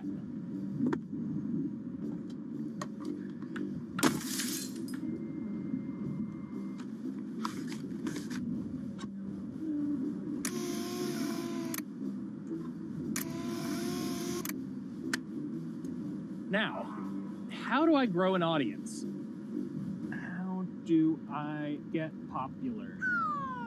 It's all about diversification, right? You have to have a massive Twitter following. You have to have a massive Instagram following. You have to have a massive YouTube following. Of course, you have to be on Twitch, which is the key platform. But basically, any way you can get in front of your audience, you can engage with your audience, is going to drive those clicks, which ultimately drives the advertiser revenue that you get back from all of these platforms. It's me and Dan playing video games and talking in a funny manner over them. They're not just people who are good at games, they're actually people who are good at online engagement, online entertainment, first and foremost. You have the right to remain stylish. Anything you wear can and will be used against you in the court of fashion. The streamer is either very, very talented at the game. The best player in the game is generally going to draw a crowd because people like watching people who are very good. On the other hand, they're either very, very good or funny, charismatic, whatever it is on that side. Oh, no. You know, it becomes more of a show where they talk about other things outside of the gaming world, and gaming becomes really just a backdrop and an excuse to engage with that audience. There were those weird, like, Ronald McDonald, like, straight to VHS movies. You remember those? I'm personable, I'm chatty. I would kind of, you know, when boring things were happening in the game, I would ramble on about, you know, movies I'd watched or books I'd read and, you know, or conversations I'd had and stuff like that. And so I think being personable was a big part of that. It's not just getting on and playing games. It's getting on and being an entertainer. You are putting on a show. All right, now let me go ahead and grab the samurai sword that every gym has. Okay, he's dead. To have a larger audience and to have that audience, I think, stay with you, you have to bring something extra. You know, you have to find your niche. You have to find what works and what connects with the audience and what makes them laugh and what makes them keep coming back.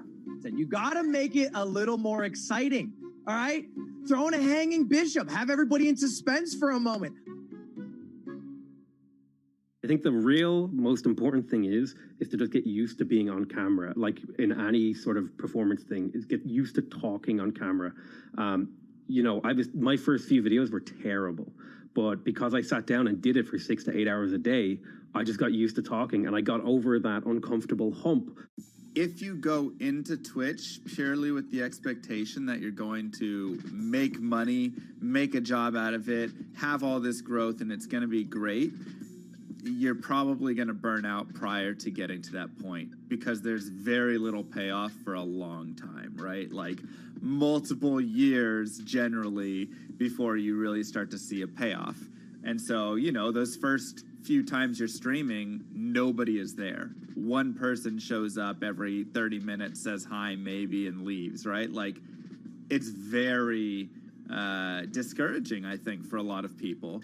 And so you have to be there just loving it. You have to love talking to yourself when nobody is around. You have to love just the game that you're playing, all of that stuff, because it takes a while, and I think a majority of people burn out prior to getting to the like profitable point of it.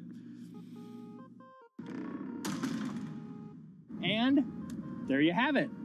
My very own YouTube, Twitch, Discord, and streaming channels all ready to go live. It's a veritable social media ecosystem just on the verge of thriving.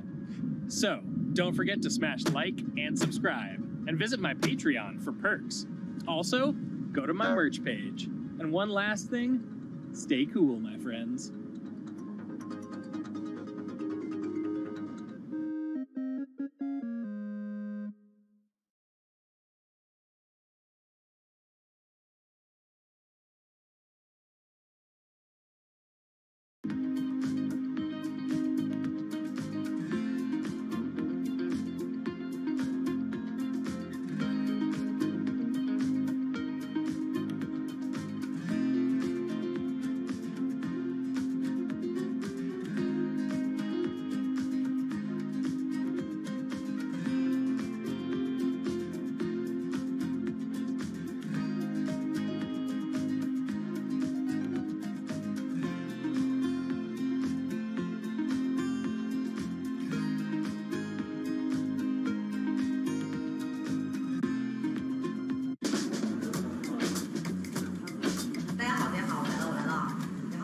This is live stream shopping, one of the hottest trends in China.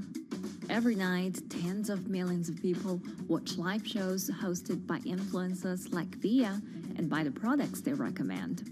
On e-commerce and social apps like Taobao and Douyin, the sister app of TikTok. 我觉得已经改变了大家的购物的方式。其实各种各样的产品，哪怕你不买，你也可以来看。当然，你看了你就有可能会买。It's not about, only shopping. It's about the experience. It's about having fun. You got to see 3D. You got to see in some kind of action. It's almost like a theater act. The internet craze has taken over China. By the end of 2020, the country had almost 400 million live stream shopping users. China's live stream e-commerce market has also grown dramatically, with an estimated value of $161 billion in 2020. It's becoming popular outside China as well. So, is live streaming the future of shopping?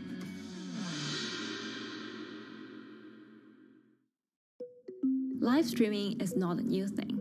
In China, it started in 2015 with the rollout of 4G. And it was first used for entertainment and socializing. Many live streamers performed for their followers or chatted to them, making money by receiving virtual currency and gifts. In the West, live streaming is mainly the domain of avid gamers. In China, it's broken into e-commerce. China actually has a very big e-commerce empire, so it uses these super apps, what we call, that you have payment, you have search of information, you have recommendation system, and you have a huge amount of goods available on the platform, and as well as a lot of consumers. So with this advantage, they merge these features of live streaming to make the influencers actually sell goods. Here is a perfect choice. Nice neutrals, beautiful print, nothing overwhelming, and the warmth and comfort of flannel. This is item. Traditional TV shopping involves a one-way direction, whereby a host introduces a product, demonstrates certain things, and say, call this number or something. But live stream shopping is live. That in itself is a very, very big difference. It causes different psychology. And live stream shopping is a very entertaining way of actually engaging someone else. When you shop, actually, this live streaming video will continue. It will minimize into a corner, and you can buy the items and pay all on the same app. And after that, the live streaming screen will just enlarge by itself, and the promoter will come back to screen. So it's very convenient. Taobao, one of China's biggest e-commerce platforms owned by tech giant Alibaba, added a live streaming function in early 2016. In the following years, other e-commerce and social platforms like JD and Douyin also integrated this feature. 开头的时候还是有很多的挑战的，对画面的这个流畅，然后是否能够很真实的去还原商品，它其实在这个上面是有很高的这个门槛跟技术的这个卡口在的。不管是我们的这个用户的接受度，还是商家的这个上手的这个难度都很高。但是这几年下来，基本上难点在不断被突破的。Over $70 billion worth of goods was sold via live stream on Taobao in the year through March 2021. Latest surveys show that over 60% of live stream users in China were watching shopping shows, and over 65% of them shopped at least once via live stream.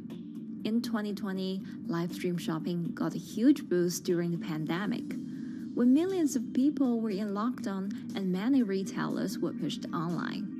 People, during the lockdown, felt like there's a need for more social interactions. This live platform creates an interesting kind of environment that gives people the sense that I'm actually interacting with you. And then live stream shopping brings in a lot more variety of things that people could buy and satisfy, the sense of like losing control, especially during the pandemic. At the heart of this craze are the top influencers who have tens of millions of followers and sell products worth millions of dollars every night. They often use their star power to get bargains from retailers, which in turn boosts their own sales and influence. So if you think about China's live streaming, you have to know the king and queen of the influencers. The queen of live streaming, Via, she is actually having the biggest viewership and the biggest sales volume for a long time on Taobao platform. She can sell everything from like Gucci sunglasses, lipsticks, homes, and cars. One time she offered her followers to go on a Tesla ride with her, and she even, for once, sold a rocket launch in her live streaming room for 40 million yuan. The king will be Li Jiaqi, more widely known as Lipstick's brother. He used to be a cosmetic sales before he turned into live streaming e-commerce, and he knows a lot about the cosmetics. So he's the one that will actually put the lipsticks on himself when he's on the show. Top live streamers like Via and Li Jiaqi have become celebrities in China and can earn millions of dollars a year. Although not everyone can be as popular, mid-ranking live streamers like Tiffany still earn a good income through sales commissions. 如果说单从收入方面来讲的话，那主播的收入是比普通的工作要高很多。但是呢，主播这个工作时刻对身体，包括对精神都有很大的一个考验的。就是每天需要集中精力，然后长达5-6个小时，这种状态是很累的。而且这5-6个小时的话，你是脑子是不停的，然后嘴巴是不停的，然后手也是不停的，眼睛也是不停的。像我们做主播，不是说单一的只做直播一件事情，然后还会有选品的一些工作，然后还会有一些其他的事情排在里面，其实是没有个人生活的。那我觉得增强粉丝影响力的话，不是说某一件事情。可能今天做了什么事情你就增大了影响力，而是每天不断的内容的输出，粉丝不断的可能对你的了解，慢慢的信任你。里面有芝麻酱的味道，如果吃不习惯的话就慎买。A lot of successful live streamers are generally very good at communication. They're very good at articulating very simply what a product does, what a product doesn't do. In order for them to sell, they need to be trustworthy and appear trustworthy, and they need to show in some ways that they're authentic, right? So for Via and Li Jiaqi, they are able to articulate that quite a bit through their body language, through what they say. For example, Li Jiaqi will also sometimes say bad things about certain products because to him that's his honest opinion, and sometimes people want to hear that. And so they seem very credible, they seem very trustworthy, and don't forget, they're also very entertaining and very interesting. If you're familiar with Li Jiaqi, he won a Guinness record for like the most lipstick applications to models in like 30 seconds. So if you're able to create a lot of buzz with interesting things that you do, people who may not want to buy lipsticks will also stream in just to watch what he does. And then from there, you might get hooked. 这就是一般女生出门的时候涂的口红的颜色。Live streamers also use sales techniques such as limited time or supply. This sense of scarcity can often encourage viewers to buy. The platform in itself creates and enhances some of these things because you see it live. Something we call social proof has taken over, meaning that, hey, other people are interested, other people are joining in, other people want the same product. and they add it in the chat and they ask questions and they say, oh, I want this too. What happens then? It makes the whole product even more scarce. But it's not just influencers. Local farmers, luxury brands, even mutual funds have also started their own live stream shows. Working with very top-tier live streamers can be risky. It's not necessary that the benefits will end up with the brand. So we see company executives opening their own shows. And we see like P&G have their own sales room, which runs shows every day as well. We also have like local governors in like small towns to sell their agricultural products. So the live streaming is definitely transformed the way product owners can think about how to reach their consumers. And it enables a lot of players to actually sell. Live stream shopping is going global. Merchants in Southeast Asia have embraced this trend. And in the West, Amazon has upgraded its live streaming function, adding interactive features like chat rooms. Companies, including Google and Facebook, are also developing and investing in technologies to integrate video and e-commerce. 直播电商它其实已经开始成为主流，它未来的发展空间跟潜力都是巨大的。接下来大家会越来越依赖这种购物方式，会变成一个比较日常化、比较规范化的这么一个趋势。If you look at the numbers alone, their numbers alone, Li Jiaxi's numbers or Via's numbers, you know that they can sell and you know that they can generate revenue. Are they able to sustain it over a long period of time? It depends on how innovative they are at changing some of the things that they do. But you can't expect consumers one day turn into virtual shopping for good. There will be the nature of us that crave to go into the store, to touch the goods and actually wear it and see how it looks like and walk around in that with our friends. And those things wouldn't be replaceable with live streaming.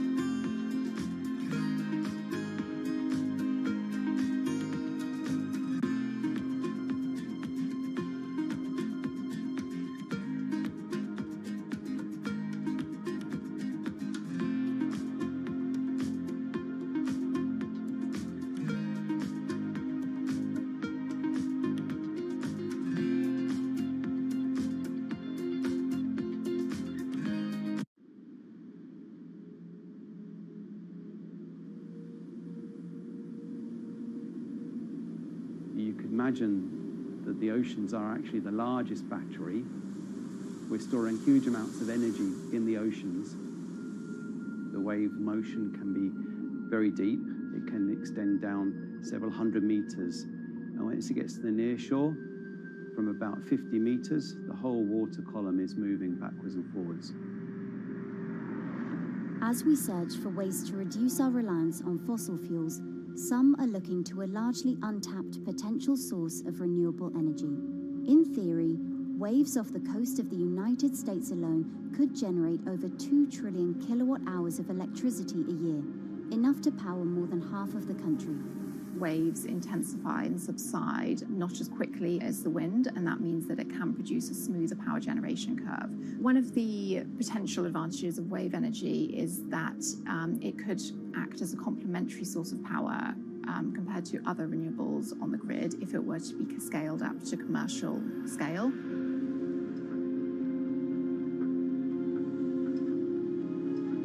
For decades, engineers have been trying to convert wave energy into electricity, but a host of technological and financial challenges have complicated their efforts. In the years from around 2006 to 2015, there were a spate of bankruptcies in the sector, and this was largely because of a lack of kind of continuous proven projects out at sea with reliable electricity generation. Since then, companies have been trying to develop the technologies at a steadier pace and with a smaller cash burn. But the same questions remain. Can companies develop devices and technologies that actually work? Is wave energy just a novelty or something that can become a major renewable energy source?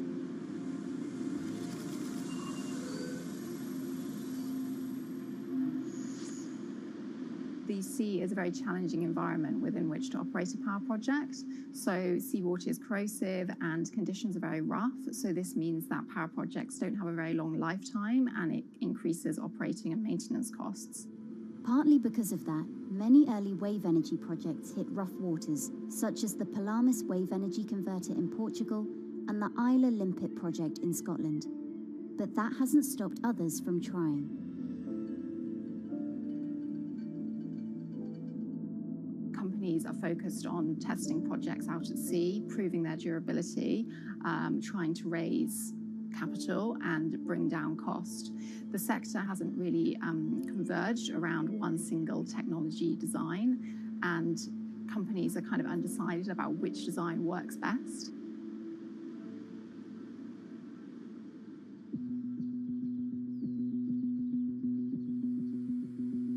Finland-based AW Energy is a veteran in the sector.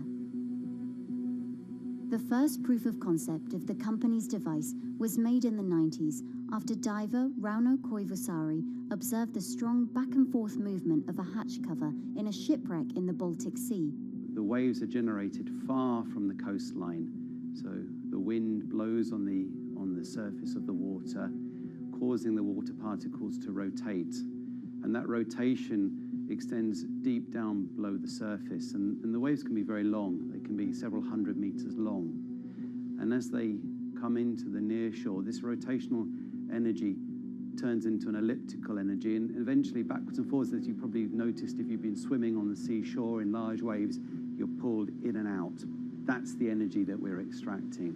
There's a sweet spot where we deploy, so around 10 to 15 meters of water depth.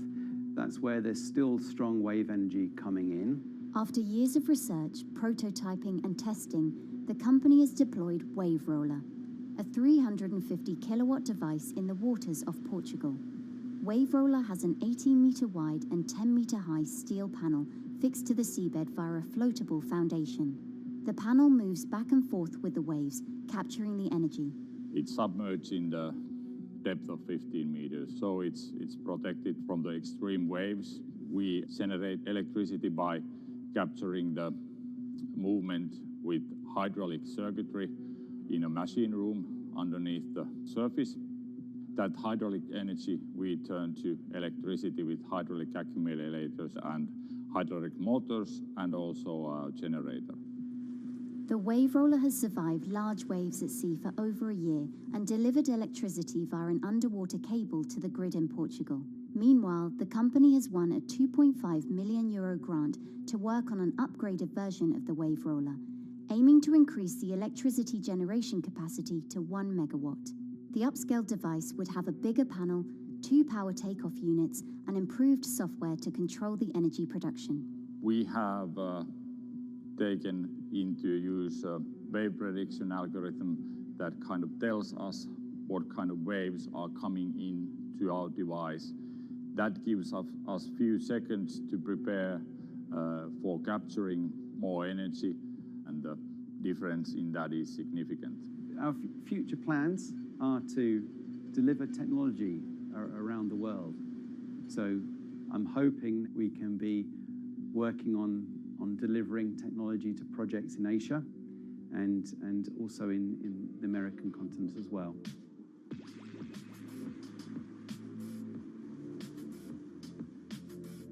Meanwhile, Israeli company Eco Wave Power is taking a different approach to capturing the power of the ocean. For the company's founder, Inna Braverman, developing new sources of renewable energy is a personal mission. I was born in Ukraine in 1996, and 2 weeks after I was born, the Chernobyl nuclear reactor exploded, causing the largest in history nuclear disaster. I was one of the babies that got hurt from the negative effects of such explosion. I had a respiratory arrest and a clinical death. Luckily, my mother, a nurse, approached my crib on time and gave me a mouth-to-mouth resuscitation, which saved my life. I got a second chance in life and decided to do something good with it. Growing up, Inna wanted to be a politician to positively change the world. After working as a translator at a renewable energy company, she decided to change paths. Solar and wind energy were fully commercialized. There were a lot of amazing technologies implemented everywhere. I saw that wave energy, although it's an immense source of electricity, the biggest companies in the world are trying to develop wave energy with no success. And there was kind of a race going on in the world of who is the company that is going to develop a viable wave energy solution first. In 2011, the then 24-year-old Inna co-founded EcoWave Power. Instead of installing devices offshore, the company's devices are attached to existing breakwaters, jetties, and piers. Our technology is very cost efficient, especially in comparison to the offshore technologies, because we don't need any ships, divers, underwater mooring or cables. We install on existing man-made structures, and all our expensive equipment, the generator, the hydraulic conversion unit, the automation, is located on land just like a regular power station. This is the EcoWave Power conversion unit that has been operating in Jaffa Port since 2014 until 2020. Here you can see how the technology works. Basically, the floaters are going up and down and pushing the hydro cylinders, which transmit biodegradable fluid into land-located accumulators. A pressure is being built. The higher the waves, the higher the pressure, which is used to turn the hydro motor, which is turning the generators. The whole system is controlled by a smart automation system, which you can see right here. And in case of upcoming storms, the system automatically raises the floater above the water level and keeps them in the upward position until the storm passes. The company has been operating a 100-kilowatt grid-connected device in Gibraltar since 2016, which is enough to power 100 households.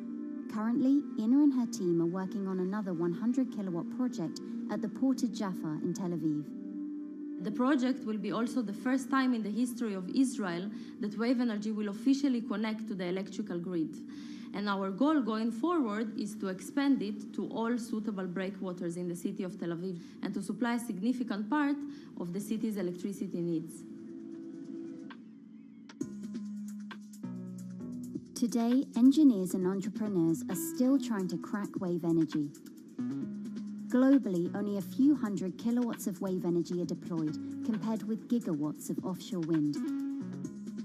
But the field has come a long way in recent years, and with the right engineering solutions, this new power source could eventually become competitive with more mature renewables like solar and wind. I would have a lot more confidence in the success of wave energy companies today as opposed to like 20 years ago. But in the next few years, or maybe the next couple of decades, it will be more likely to be used in remote locations like islands that are otherwise dependent on expensive diesel power, or out at sea on gas decommissioning rigs, or for powering underwater autonomous vehicles. So definitely, wave energy can compete with other renewable energy sources, but I personally believe that this is not a competition. In order to have a 100% renewable energy friendly world, we need all renewable energy sources to work together.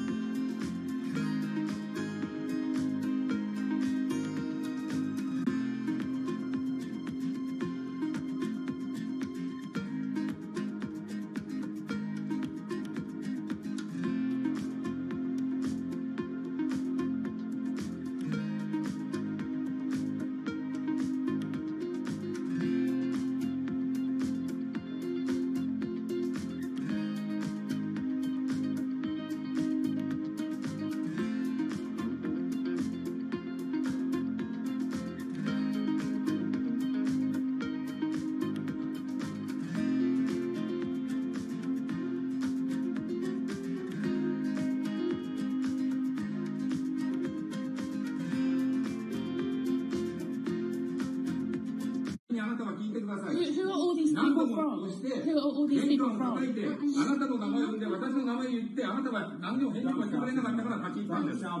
So can you please tell me? I'm not going to... please wait.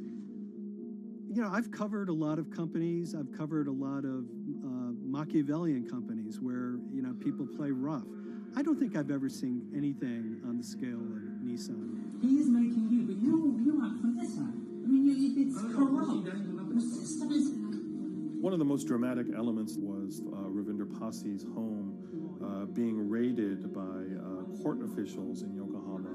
You scared my wife. You scared my children. I worked in Nissan for 16 years. So Rav Passi's journey into the darkest recesses of the Japanese corporate world started when he was the general counsel, the highest corporate lawyer position in the company. In the past few minutes, Nissan has revealed that its chairman has been arrested after allegations of serious misconduct.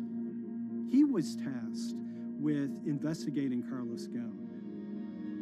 And he was told, conduct an internal investigation and get to the heart of the matter. And then along the way, he started to notice serious conflicts of interest. He is one of the few people who knows an extreme amount of detail regarding the alleged crimes by Carlos Ghosn. And he's now ready to tell his own story on the record about some of the events that happened.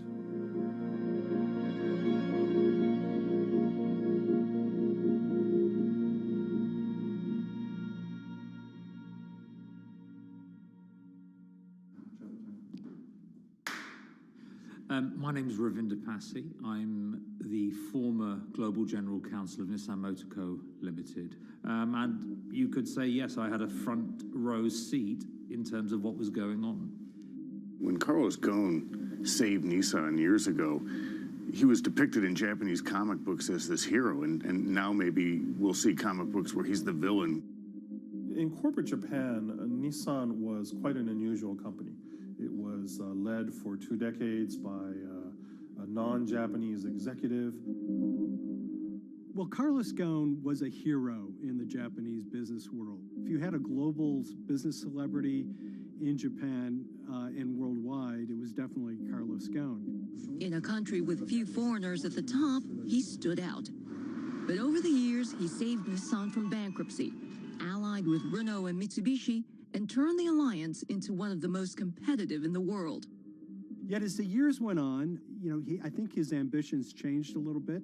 He started thinking about legacy plays, and one of them was to really tighten the alliance between Renault and Japan.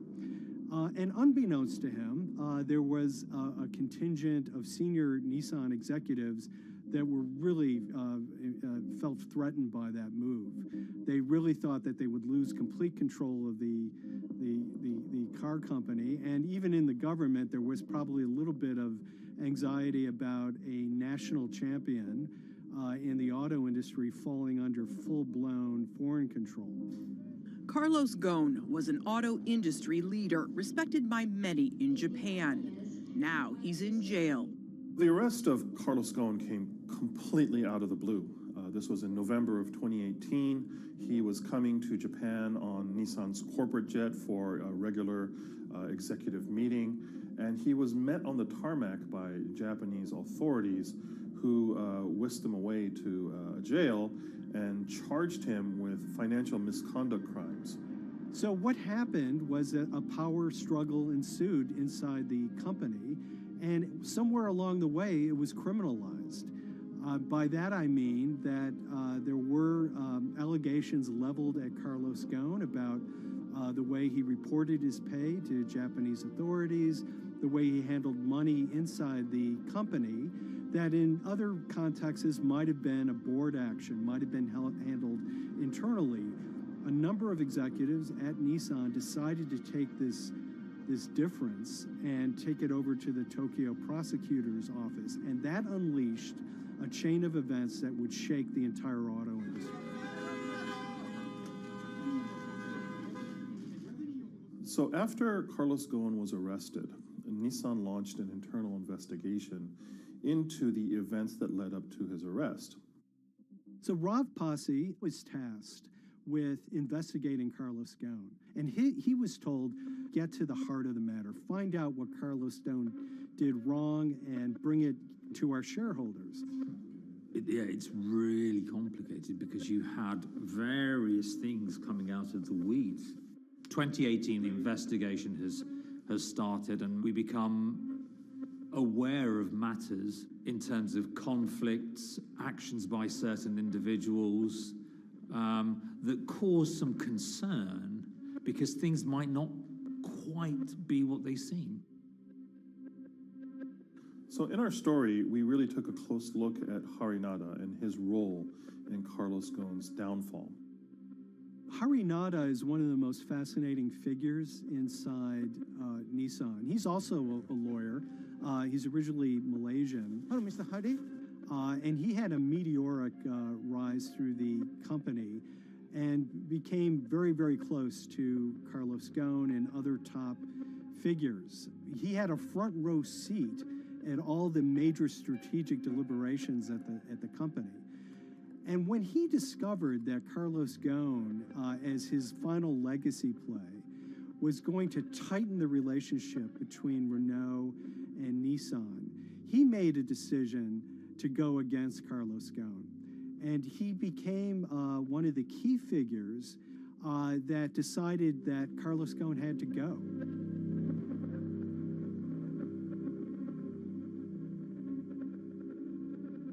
Harinada was somebody who actually recruited me into the company, so I have a long-standing relationship with him, or did have a long-standing relationship with him. For many, many years, he was a mentor. I had doubts about the credibility of the process right at the start. Harinada had a plea deal with the Tokyo prosecutors. Now, that suggests he was intrinsically involved in some of the wrongdoing, or the allegations of wrongdoing, and it just didn't smell right, just doesn't sit right. So there was a basic conflict of interest. In other words, Harinada had to deliver results to Japanese prosecutors to avoid his own criminal liability, and he's accusing and leading the investigation of Carlos Ghosn. Some of the people who had been involved in the original alleged crimes were also looking into the affairs themselves. Ravinder Passi began pointing out some of these conflict of interest issues. And the reason for that is essentially his concern was for the company. If the company's own investigation into itself was compromised, that could lead to a very weak position in various lawsuits that it was dealing with across the world. I had discussions with Harry, discussions with the statutory auditors about these conflicts, discussions with HR about some of these conflicts, because at that point, we reported into him. You know, at the time, everything was quite, as you can imagine, it was, we've got to do this, we've got to do that, we've got to move fast. But when you step back and look at some of these things, you just think, my God, what was going on here? Because me, members of my team, were being placed in immediate danger.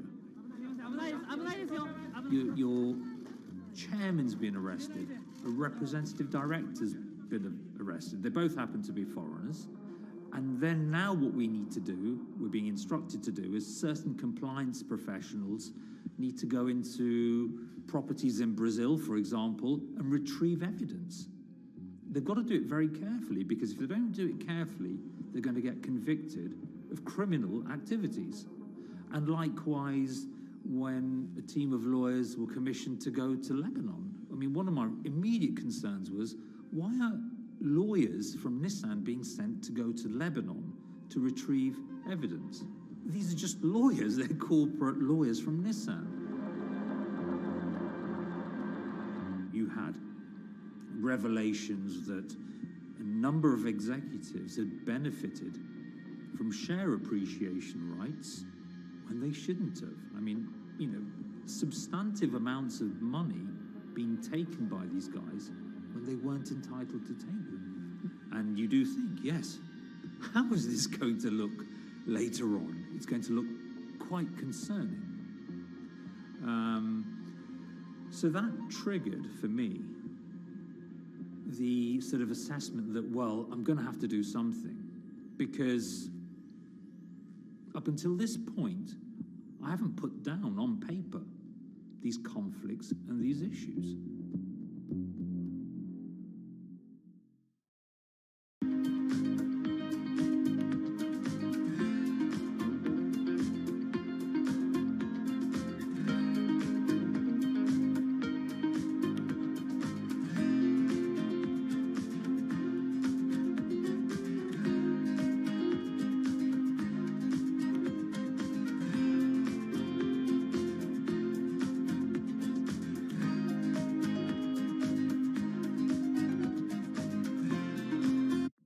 So Rav Pasi makes a fateful move. He writes this letter to the board listing every suspicion he has in great detail, backed up by evidence, backed up by memos, of why this internal investigation had serious problems. He sends the letter to the board, and it's crickets. He doesn't hear much of anything. Nothing happened thereafter. Nothing at all. Just like it just gone into a black box. And he began to suspect that there was a desire, even at the highest level within Nissan, to kind of sweep these conflicts of interest under the rug. Unfortunately for me, I think, again, with hindsight, people must have thought that this is the nail that's sticking out, and we can't have this. Within 3 days of me submitting that to the board of directors, that letter to the independent board of directors, I was removed from the Ghosn Executive Conduct Matters. I was then told that I could not attend board meetings anymore. And up until that point, I had attended every single board meeting. I was then also told that after 8 years of being in Japan, I'd be going back to the UK. It eventually transpired that I'd be the VP of Projects and Transformation, managing a team of 3. So you can imagine what this feels like at this stage. Almost an arbitrary removal from Japan, where I've lived for 8 years, had 3 children there, my family has grown up, and we've been settled there, having a few months earlier been promoted to vice president at a global level, to being almost demoted. So Pasi was essentially being reassigned to get him as far away from the internal investigation as possible, and also to a certain extent in retaliation to some of the issues that he brought up regarding the internal investigation and Harinada.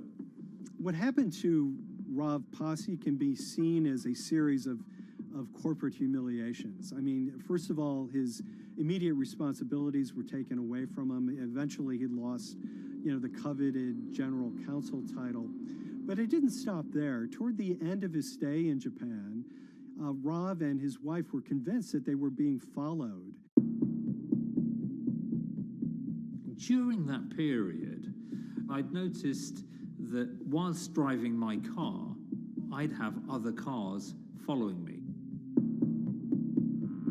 First time I noticed this was around mid-March, and I was driving, I can't remember where I was going, but this grey van, small van, just literally started following me. And I noticed that there was somebody in the car taking pictures. And lo and behold, we were absolutely being followed either by people on foot or other individuals, 2 or 3, normally 2 burly men in a car, different cars at different times, following us around. They were following the family as well. And, given I'd seen the Nissan security department behave in a very, very egregious manner with others in terms of following and surveilling, I was very concerned as to what they were doing and who they were giving this information to. Because if they're giving this information to the authorities, you do think, why? What's going on here? I mean, this is just not normal behavior. And this all culminated in a rather dramatic event in the middle of 2020. Who are you people? Where Nissan had hired a legal team and had obtained an unusual court order from the district court in Yokohama to basically do a search of his home and seizure of his corporate laptop and phone and other documents. If you don't let us in now, we have to break this key. So it's a pretty extreme way to treat someone who'd spent 16 years at the company. These people have all come in. We don't really know who they are, apart from the fact that I've been shown a badge that says the Yokohama court. And they're here to recover a laptop and a mobile phone. It was even more weird because I'd highlighted to the directors that certain Nissan executives were trying to recover this laptop and this phone whilst I was still in Japan. And I was very concerned because it had evidence on there that related to misconduct matters and other forms of inappropriate conduct. It was just another form of intimidation, another form of harassment, forcing me almost to leave the company and the country. Because once they'd retained and obtained these items, we were still followed, which, again, I just couldn't understand. What is the point of doing that? This is a car company. This is not the KGB.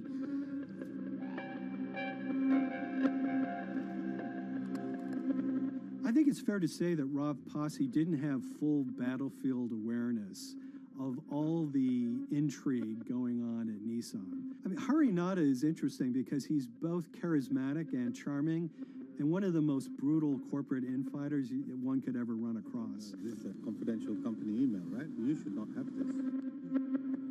If he had fallen into line, he would probably still have his job at Nissan, be paid very well, and continued his work. A career that he spent 16 years building at Nissan is irretrievably broken. It's been smashed to smithereens. He and his family paid a huge price, certainly. But in terms of being able to sleep at night, I think, he's come out ahead.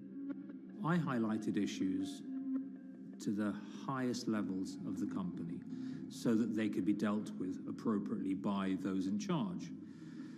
There was no response to those, and there was retaliation against me. What's really profound, like absolutely profound, is that none of your colleagues, I mean people who you have known for years, forget it. Yeah. You're on your own. Yeah. And you got to be ready for that. You've got to be ready for that. If you take it on anyway.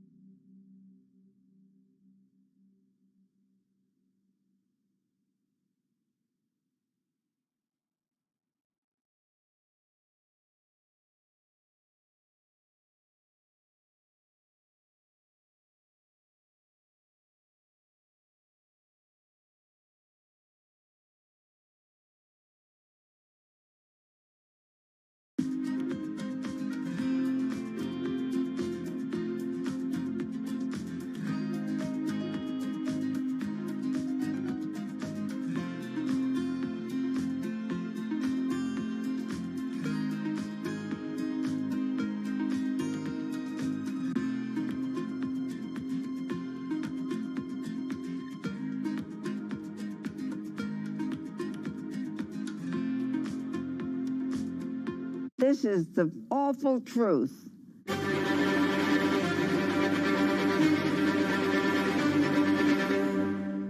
There's always someone in the family that's pushing it.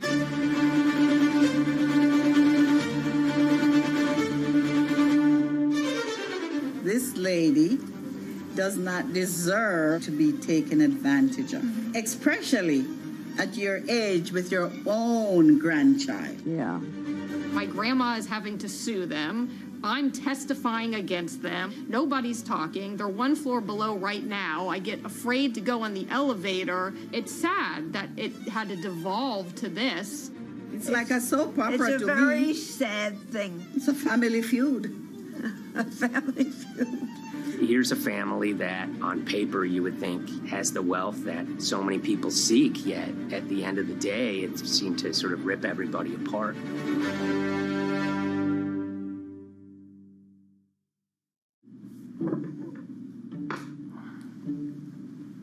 My name's Tom Schoenberg. I'm a senior reporter here at Bloomberg News, cover financial enforcement. I was approached by someone close to the Schottenstein family and asked whether or not I would be interested in writing about Beverly Schottenstein and this case that she had against JP Morgan. And it was immediately clear that there was a great story here to be told.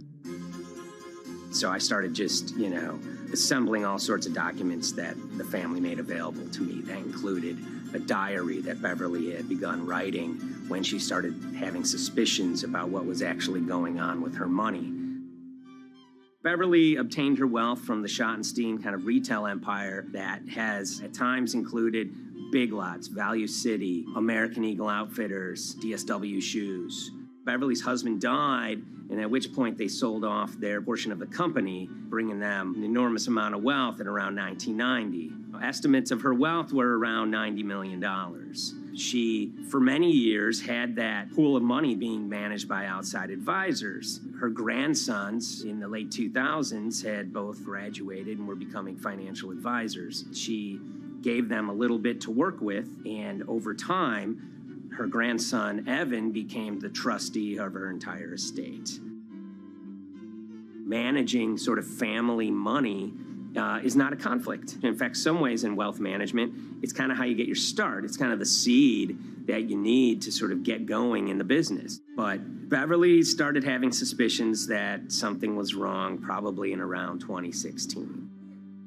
Well, there were suspicious things, but taken separately without everyone talking about their own experiences, it was hard to really put it together. She had written a check to her caretaker, Dawn, that bounced.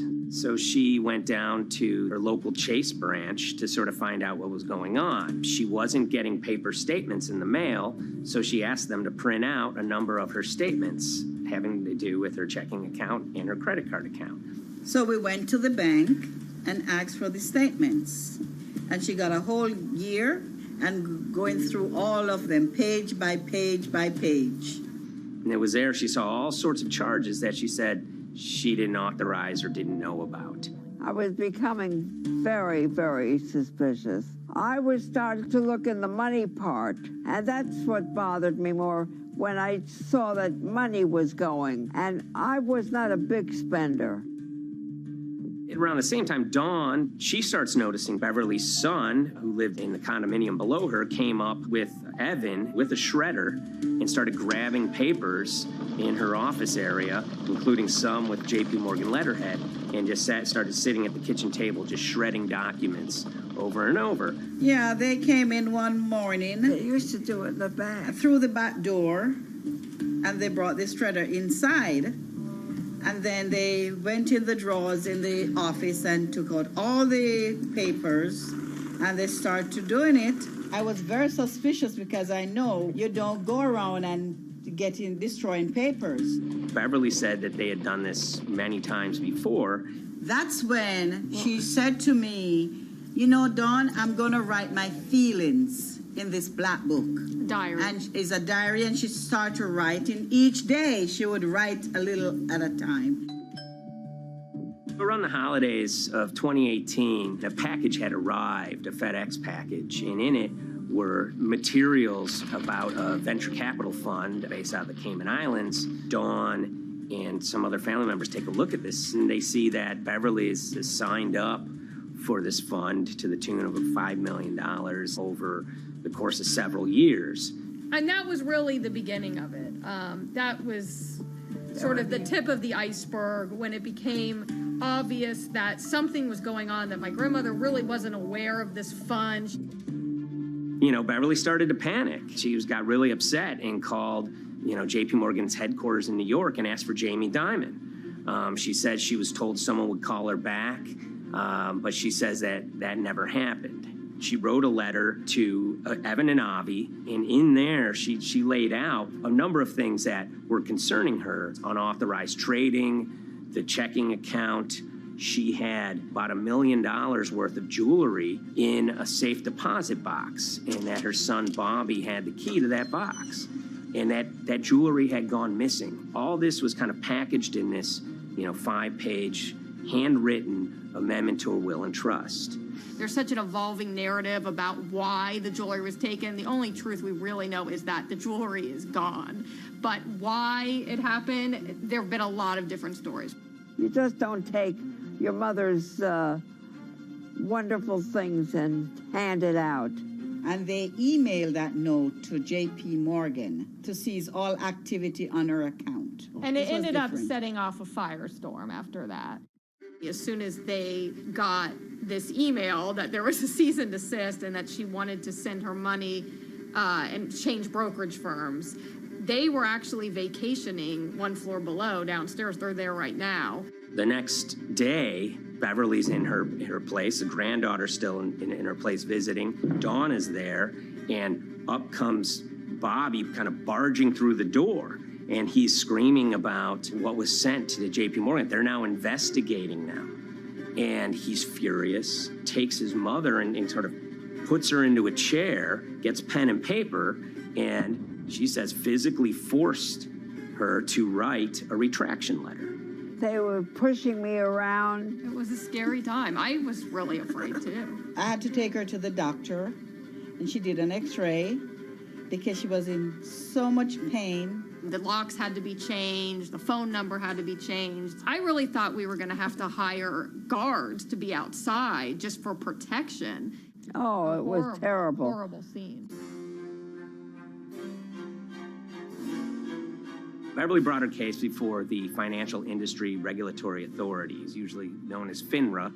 It took several months of hearings. She sees all sorts of transactions that's going on, hundreds of them that she claims that she never knew about, never authorized, but yet were logged in JP Morgan's files as having been direct requests from her. That included the sale of a large amount of Apple stock worth several $1 million, as well as all her stock in Big Lots. Over the course of their time with JP Morgan, Evan and Avi were making all sorts of trading on her account that was generating millions of dollars in commissions for themselves and the bank, yet she was not sort of getting any of the type of gains that you would expect sort of an $80 million account in a bullish market to be able to get. They issued a ruling entirely in her favor, finding that her grandsons, as well as JP Morgan, they were liable for violating their fiduciary duty, misrepresenting themselves, and they also found that the bank and her grandson, Evan, were liable for elder abuse. Evan and Avi, they were fired from JP Morgan. They issued an award of about $19 million. I reached out for comment, and JP Morgan emphasized that Evan and Avi were no longer with the firm and that their actions do not represent the sort of values of the bank. I reached out to Evan and Avi, heard back from their lawyer saying that, they disagree with the law and the facts that FINRA kind of used to decide the case against them and are seeing if they can have it withdrawn. Her son, Bobby, wrote her a letter, said his sons weren't criminals, and he also admits to taking her jewelry. And he says he needed it to pay off some bad business debts he had. They never once came up to say, I'm sorry. If there had been an apology and some acceptance, and asking for forgiveness from my grandmother, I don't think we'd be in the position that we are now. Since the piece came out, we've received dozens of messages from people, many of whom are telling their own sort of personal tales of, kind of financial advisors gone bad, or family members who got control of an estate and abused, those within.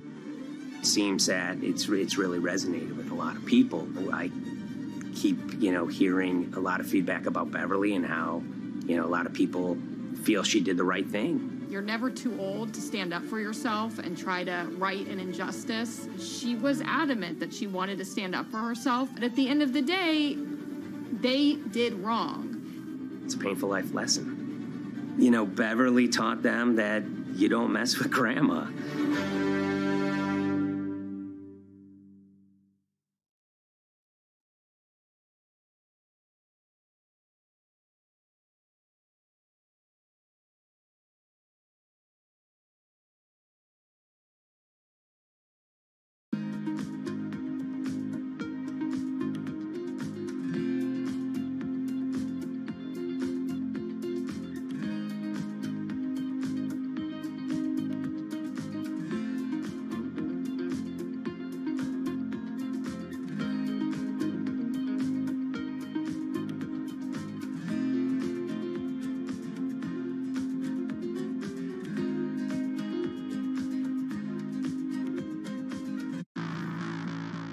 On April 20th, oil markets did something they never had before, and they crashed, went into negative territory and closed the day at minus $40. Meanwhile, in a place called Thaden Boyce in Essex, a group of 9 traders, led by a guy called Cuddles, made $660 million over the course of a couple of hours. The price of oil has collapsed to a record low. We've never really seen anything like it. WTI this morning down more than 35%. People maybe wouldn't have been so surprised if the oil price had fallen to zero, but the oil price went to minus 38. It went far lower than anyone had expected. And so lots of people in the market were saying, well, hang on, something else is going on here. A couple of months later, I started to get wind through a kind of network of sources that a tiny firm in the outskirts of London had made a huge amount of money that day and potentially had some part to play in what happened. The information we got was that 9 traders at Vega Capital London had made in the region of $660 million in one day. As a group, I think they made as much money in one day as Apple makes from its international sales in one day. I mean, it's an insane sum of money. Did they pull off a fantastic trade? Did they predict the way the market was moving and get it absolutely right? Or was there something else going on, and had they actually done something that breached market rules in a bid to sort of push the market? And that investigation is ongoing.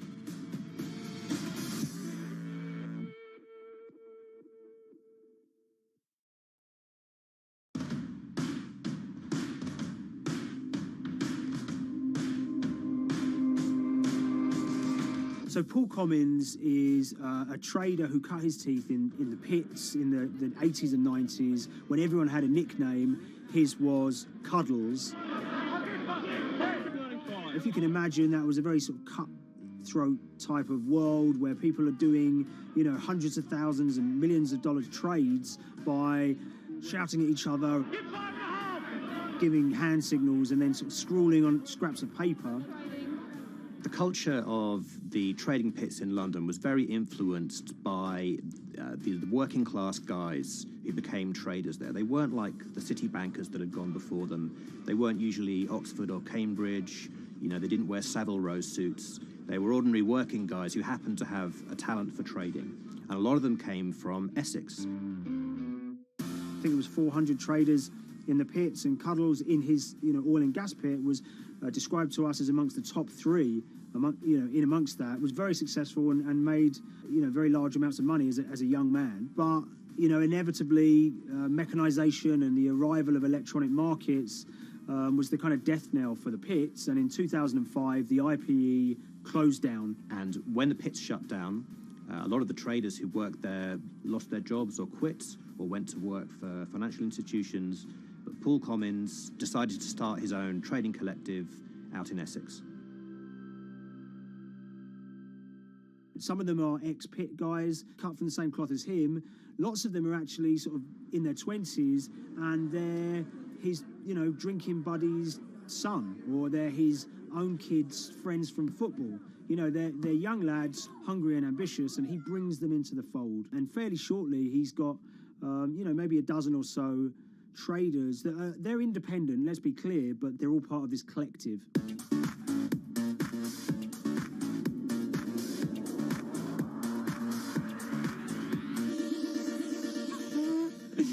Yeah, I'll let Liam deal with Essex. I am from Essex, so I feel like I'm free to, to get into this. Sweet, as they say. If you were to ask someone in Britain how they would imagine a kind of Essex person, they would see someone who's maybe slightly flamboyant, with a sort of Cockney accent, a sort of Guy Ritchie-style accent. Not afraid to splash the cash, but it's probably pretty bright and has done well for themselves. Don't even make sense, does it? But, these guys, they drove around very nice Rolls Royces and Bentleys. They went to places like Marbella on holiday. Thaden Boyce is a very wealthy place. You have to have considerable income to be able to afford to live in that village. It's a really nice place to live, and it's 20 minutes tube ride away from the city. Earlier in the summer, we have this lead, which is that there's this tiny firm called Vega Capital London, and they were the biggest winners from the biggest oil crash in history. Anyone that covers markets is going to be surprised about that. You're thinking your BPs of the world or your Glencores, but there's this tiny firm. And one of the big challenges that we had was actually finding out who worked with Vega Capital. It wasn't immediately obvious, and at first we had absolutely no idea. If you go to the Vega Capital website, it says it's under construction. If you do basic online searching, it's very difficult to find anyone who's publicly connected to the company. So inevitably, we're incredibly curious at this point. Like, who the hell are these people? The more reporting we did, the more it became clear that this group were connected socially as well as professionally. They went to weddings together, they played golf together, they would go on holiday together. We found out that a number of them were members of the West Ham Supporters Club in London. A few of them started companies together, so you could see all the connections between them and start to see a distinct group emerging. And it really just was this kind of shock that, this wasn't just like a hedge fund or a firm you'd never heard of. This was actually a group of buddies who all had the same experience on this day and had all made a huge amount of money. So if you're an oil trader, there's a number of different ways you can trade, and probably the most popular is WTI futures contracts. And it's basically a contract that says, I'm going to buy 1,000 barrels of oil from you at this point in the future, or I'm going to sell 1,000 barrels of oil to you at this point in the future. It's actually just a financial contract to gamble on to predict whether oil is going to go up or down. On the 20th of April in Essex, there had been signals for a while that this was going to be an exceptional day in oil markets. And we know that some of them arose early and started their trading in the early hours of the morning while it was still dark outside. Essentially what they were doing is buying contracts that gave them an obligation to buy oil at whatever the price ended up at 2:30 p.m. So they're basically placing a bet that oil was going to fall throughout the day. But they're simultaneously selling lots of oil as well. And whether they make a profit and how much profit they make is the difference between what they buy the oil for and what they sell the oil for. Now, of course, we now know throughout April 20th, the price dropped and dropped. So this is going very well for them. They are committed to selling oil at these prices, and the prices are continuing to fall, which means they're going to be able to offset it and buy oil at cheaper at the end of the day.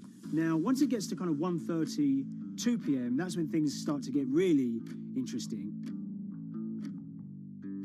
Suddenly there's a kind of influx of buyers and sellers, as desperation increases in the market and trading volumes go up. Now at 2:08 p.m. exactly, something bizarre and unprecedented happened, which is that oil passes into negative territory.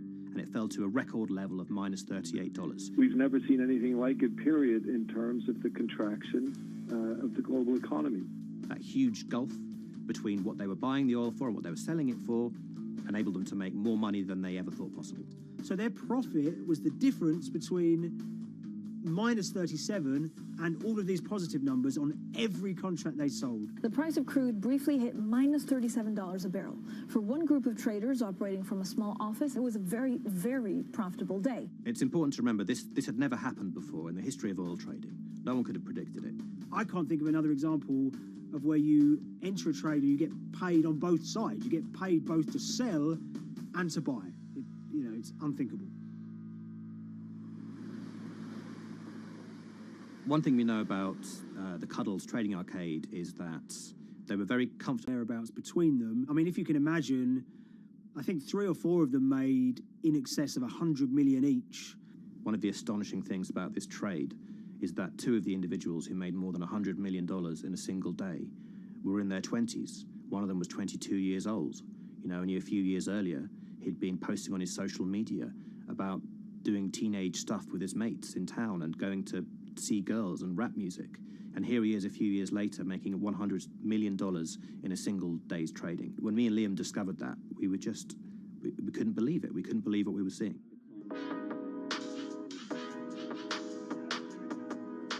Oil trading is a zero-sum game. Anytime you're making money as an oil trader, someone else is losing it. Amongst the biggest losers were the investors in this Chinese fund, Crude Oil Treasure Fund.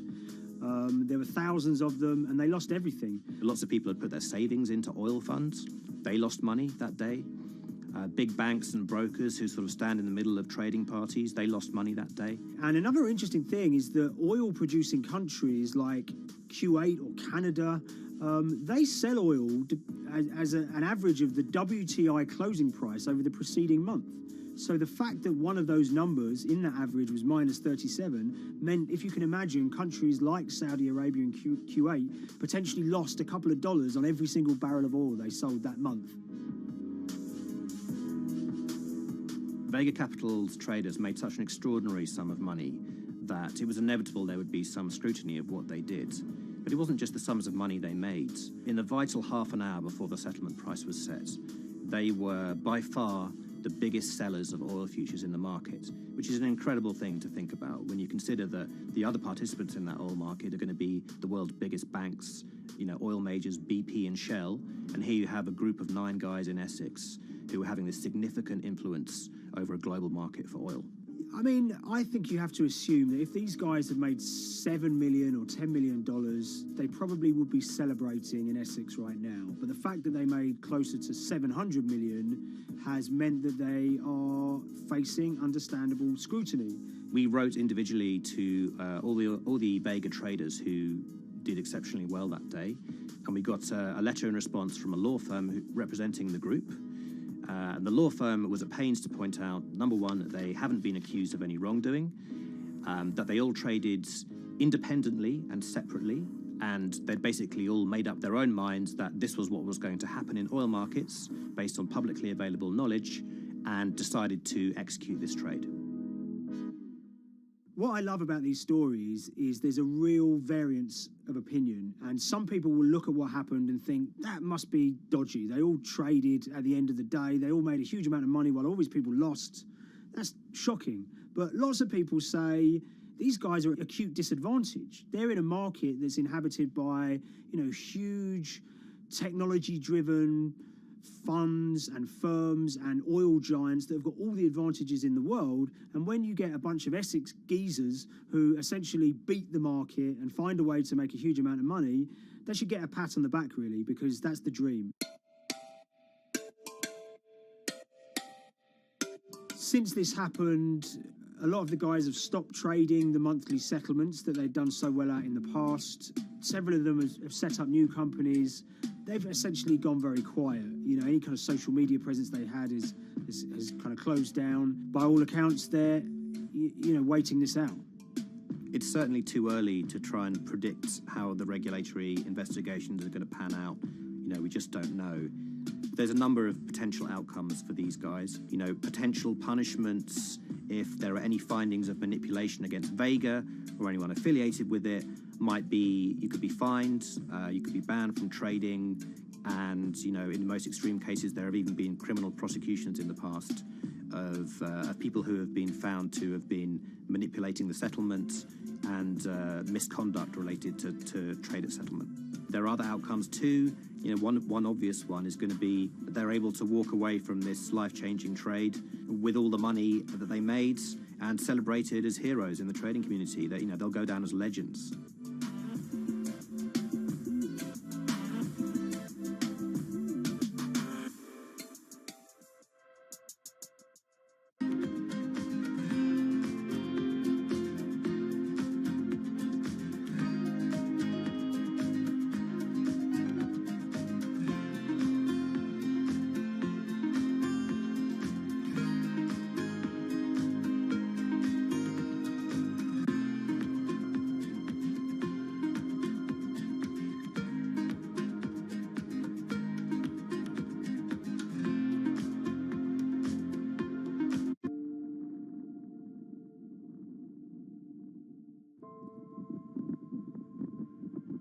It's very important, given the nature of the climate crisis right now, for the general public to have an understanding of what progress is or is not actually happening. And I think many readers right now, they'll see these hundreds and hundreds of companies making these big, bold climate claims. And they would be forgiven to think that, you know, we're well on our way to meeting the emission reduction trajectory we need to be on. And the reality of the matter is we're just not on that trajectory. And a key reason for this sort of disconnect is the use of offsets that aren't doing what they claim to be doing. We have a massive potential for sort of willful blindness. We can convince ourselves of things regardless of what the facts are. And so that's what tends to happen in these cases. It's not that anybody is setting out to commit climate fraud. They sort of walk themselves into a situation and they convince themselves of one thing, and that allows them to convince themselves of another thing. But at the end of the day, they're doing something that makes no sense at all.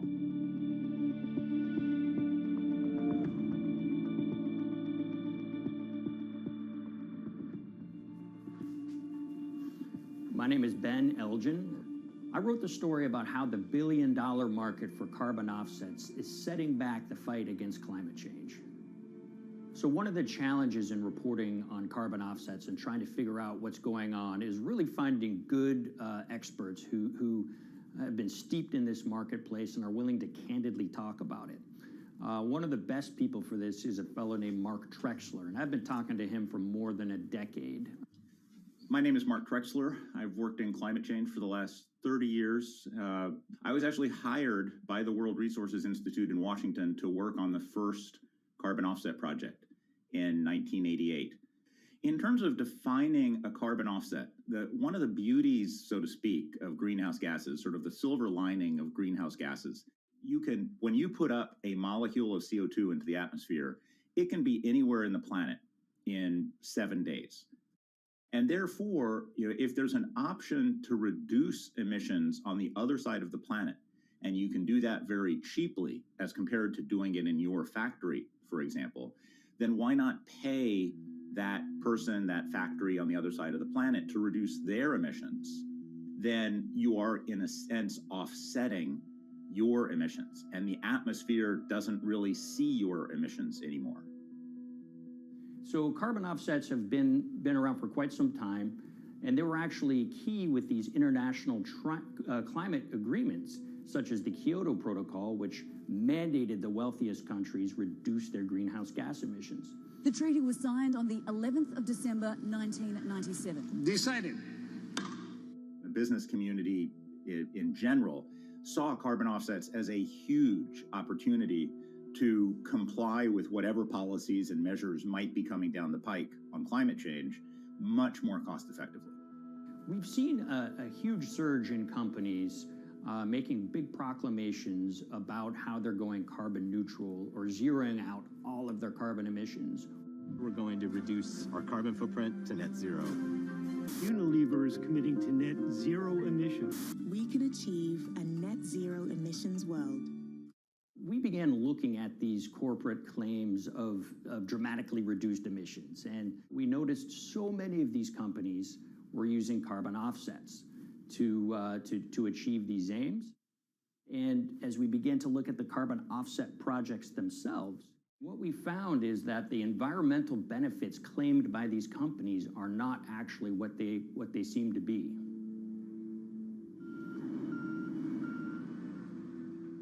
And as we sort of saw and spotted a number of these very aggressive carbon offset projects, which appeared to be generating inflated credits or bogus credits, we saw a number of them were associated with the Nature Conservancy. This surprised us. The Nature Conservancy is the world's biggest environmental group. They have about $1 billion a year in revenues, and they've been around for 7 decades. They've preserved about 125 million acres of land, and they've done so many good works over the years, and they've been very strong in terms of working with corporate partners. The Nature Conservancy has taken a different approach, a very pragmatic and pro-business approach. They will not go out and criticize a big polluter, but they're very happy to work with them. Some might say that, well, that's selling out, but others would say, and those at the Nature Conservancy would say, these companies have deep pockets. They can help fund important preservation work, and we have absolutely no problem working with them on this stuff. So companies are very warm, and they've partnered with the Nature Conservancy for many years. And yeah, it definitely lends a sheen of credibility to these projects. Here's 20 new reasons to visit Disney World this year. 1, 2, 3, 4. If you look at, for instance, Disney, that's a sprawling company with theme parks and cruise lines that burn up diesel fuel. They have office buildings and television studios that consume electricity. So these companies are trying to make major reductions in their carbon footprints, but it's very difficult to change these fundamental ways their businesses operate. So Disney has been a big buyer of carbon offsets that are orchestrated by the Nature Conservancy. One of the projects that they buy from is called Pennsylvania Ridges. And that's a plot of land. Most of the land is actually about a 3-hour drive outside of Philadelphia. Interestingly, this land, 3,000 of these acres, was actually acquired by the Nature Conservancy in the late 1990s. This land was imminently threatened. There was a pending logging contract on this land. So they do what they've done so well for all of these years, which is they go out, they raise money from local philanthropists, and they go buy this land to protect it from developers and loggers. And at the time, according to an archived version of the Nature Conservancy's website, when they were proudly announcing this deal, they said, these threats have been abated because of this acquisition by the Nature Conservancy. So it's really interesting now, fast forward 2 decades to earlier this year when they put forward this carbon project. And if you look through it, this land is a key part of that carbon project. And what they're now saying is this land is now, once again, imminently threatened. 72% of the trees are going to be cut within 5 years. Now, this is just astounding because this land is owned by the Nature Conservancy. They do not clear-cut land that they've bought through philanthropic donations. So this scenario that they've put forward to get carbon revenues is... So this is an organization that truly understands the threat of the issue of climate change and is wanting to do its part to address this. However, in this situation, it just appears their drive, which they've had for decades, to increase the amount of revenues that it can use for land preservation work.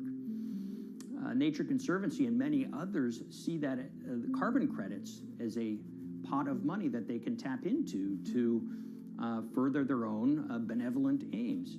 But unfortunately, what this has resulted in is claims of climate progress that just aren't really happening.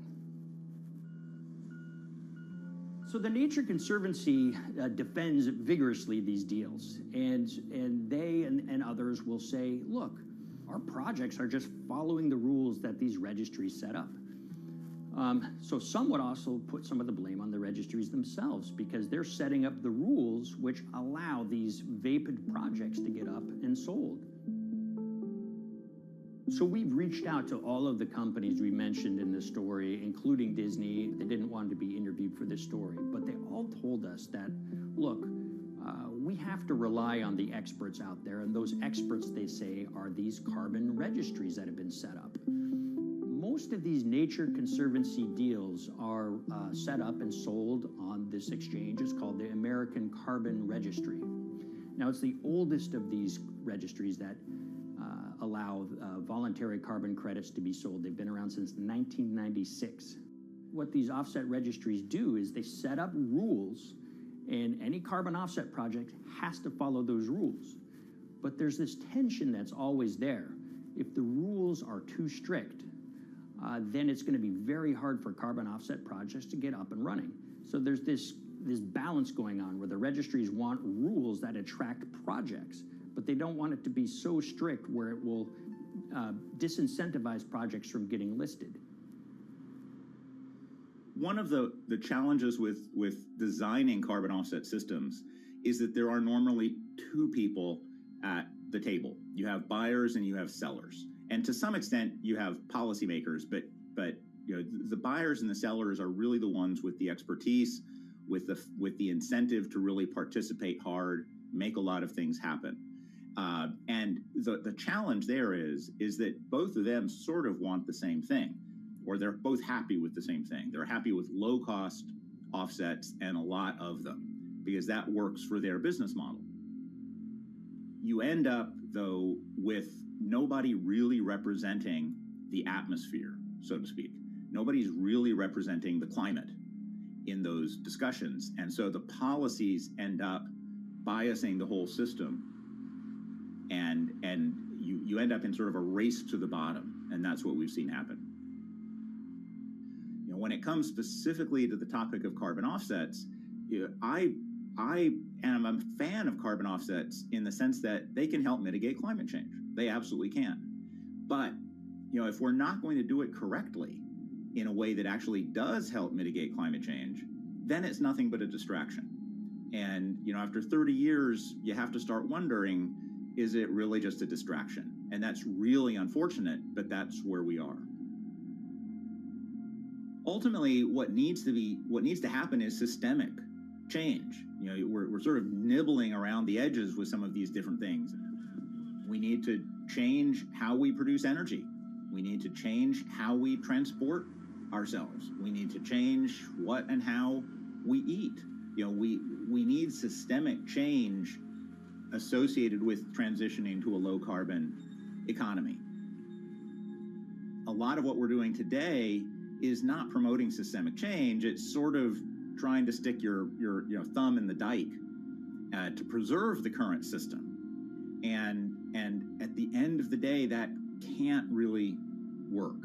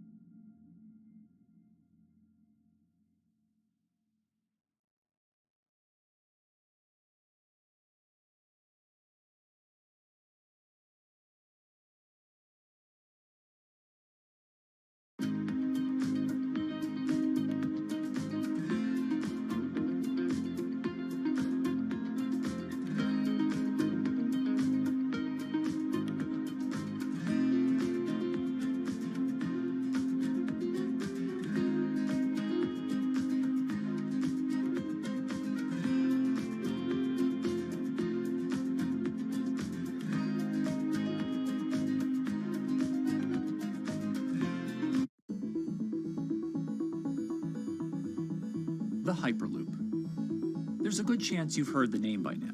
This is the Hyperloop system. It can take people hundreds of miles in minutes. The Hyperloop, a series of tubes that would transport people in pods at ultra-high speeds over long distances. It's a remarkable new form of transportation that can whisk people from city to city in a flash. 29 minutes from New York to D.C., 30 minutes from L.A. to San Francisco. For years, we've been seeing these futuristic, utopian renderings of some cross between a spaceship and a monorail. But lately, the Hyperloop is becoming much more real. Yes! It was surreal to be even sitting inside a Hyperloop, and just even more incredible to actually be like riding down a track in something that was nothing more than a crazy idea 6 years before. Companies all around the world have been developing and testing the technology needed to propel passengers at speeds of over 1,000 kilometers per hour. But for many, speed is only the first step to unlocking the full transformational effects of a new mode of transportation. Fast is what we just sort of take for granted in the Hyperloop world. It's the network effects that really deliver the benefit. And that opens up a completely different scale of economic opportunity.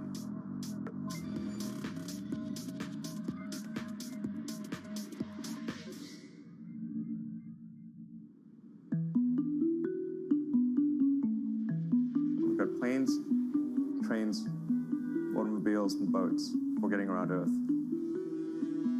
But what if there was a fifth mode? And I have a name for it, which is called the Hyperloop. The Hyperloop? Hyperloop, yeah. In 2013, while riding high on the growing success of Tesla and SpaceX, entrepreneur Elon Musk released a white paper outlining the basic framework of the technology he called Hyperloop. The basic idea goes a little something like this. A tube reduces the air pressure to a near vacuum-like environment. A Hyperloop pod is then suspended in the tube, usually by magnetic levitation. The whole pod can then be propelled forward. Because there's no traditional friction sources like air resistance or rolling friction that would push back against the pod, the Hyperloop is able to move at incredibly high speeds and do so fairly efficiently. Despite its futuristic name, however, the general concept behind Hyperloop is actually pretty old. In fact, New York City's first attempt at an underground public transit system in the 1870s was based on a similar principle. The pneumatic transit system was short-lived, however, only stretching one block and topping out at a rather leisurely 10 miles per hour. While Elon would make some 21st century improvements to this concept and bestow a very 21st century name, he wouldn't end up pursuing the technology itself, instead electing to focus his efforts on something a little bit deeper, literally digging the requisite tunnels via his boring company. It would take another billionaire industrialist who dabbles in spaceflight. No, wait, not that one. Yeah, that's the one. After Richard Branson would make a large investment in the company Hyperloop One, it would be renamed to Virgin Hyperloop. What we've always been trying to do as a company is show that this technology could work, that it could be made safe, and that ultimately it's something that's happening in the next couple of years, not the next 20 years. Josh Geigel is the co-founder and CEO of Virgin Hyperloop. In a familiar tech startup story, he's seen the project go from a garage to a large-scale testing facility outside of Las Vegas. So we started building the first kind of Hyperloop system in 2016. We've done a lot of work, about 500 tests that we've done on that over the last 5 years. And what we realized that we need to do is take that technology, show that it can be commercial, so drive the cost down, improve the efficiency, improve the performance. But the key thing is actually making it approachable and safe for individuals. In order to do that, Josh, along with Virgin's head of passenger experience, Sarah Lucian, bravely volunteered to take the inaugural ride.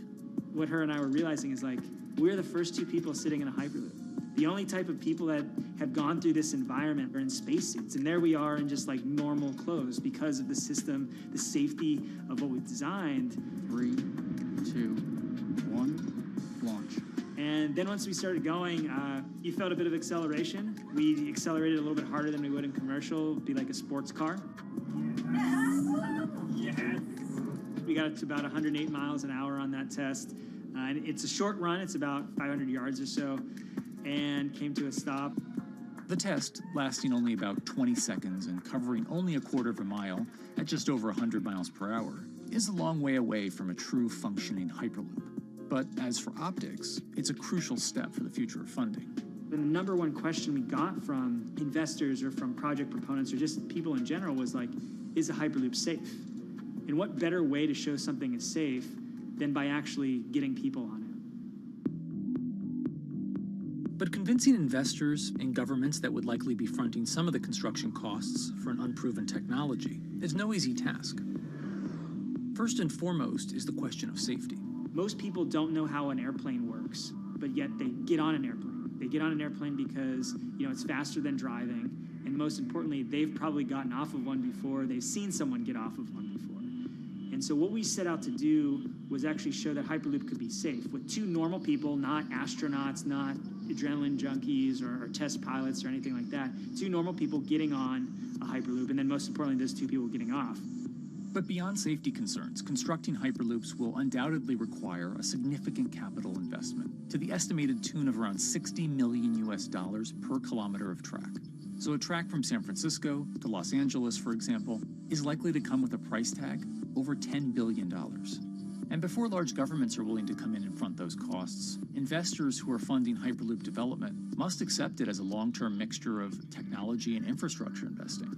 Investors that are used to short returns because you're developing apps or something to that effect, those aren't the investors that really get excited about Hyperloop. What you start to see is the people that are looking at platform technologies, right? So this idea that because the smartphone existed, Uber could exist, right? So who are like the Vanderbilts of this century?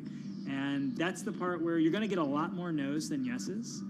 But those people that have the ability, the fortitude to stick it out, to see the game-changing platform here, those are the people that we're looking for. And since we've done that passenger test, there has been a lot of interest that's really, this is a lot sooner than I thought.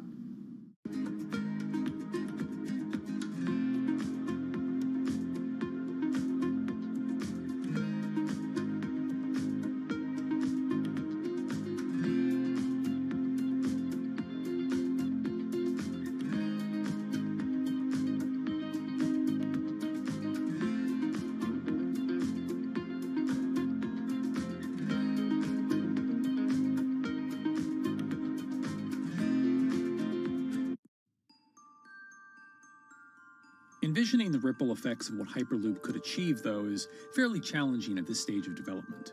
It's fast, yes, but for point-to-point travel, traditional maglev trains can move pretty fast as well.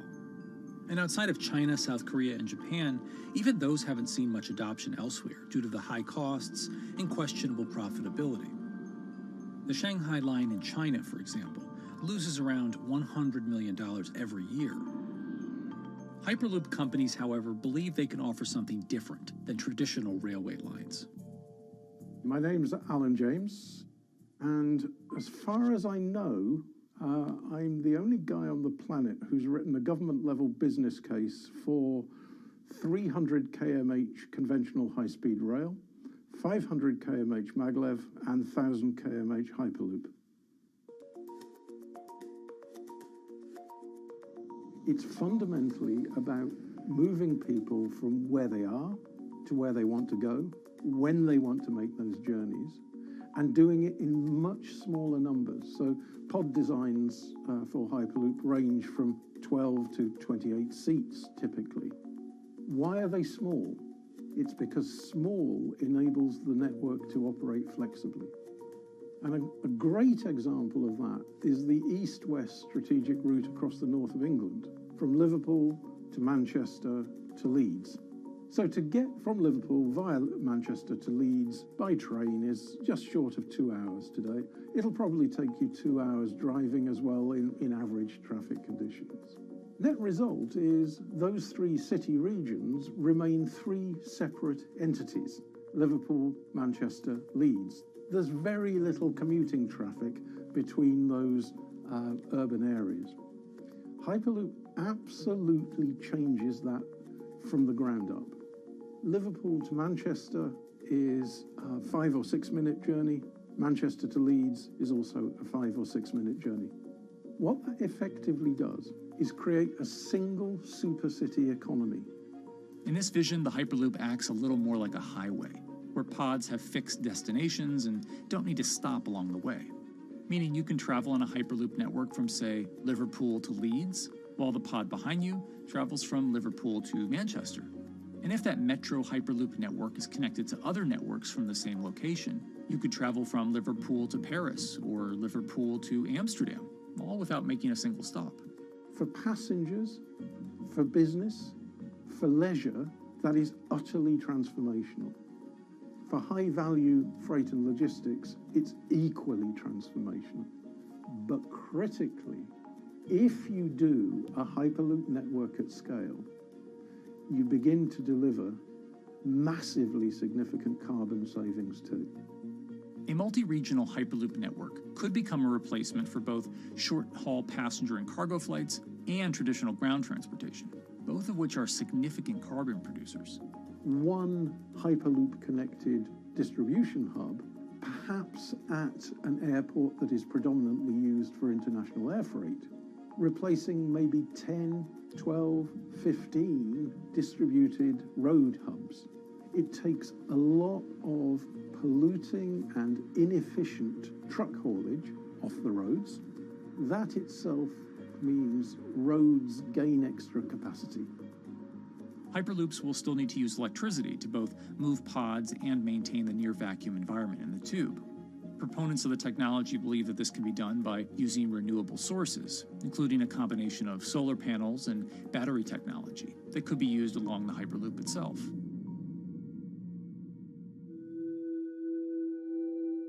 But even with all multipliers of time and carbon emission savings that a Hyperloop network may provide, the investment capital required to actually build such a network becomes even more economically and politically daunting. Committing doesn't mean spending billions on day one. Committing means, how do we phase it?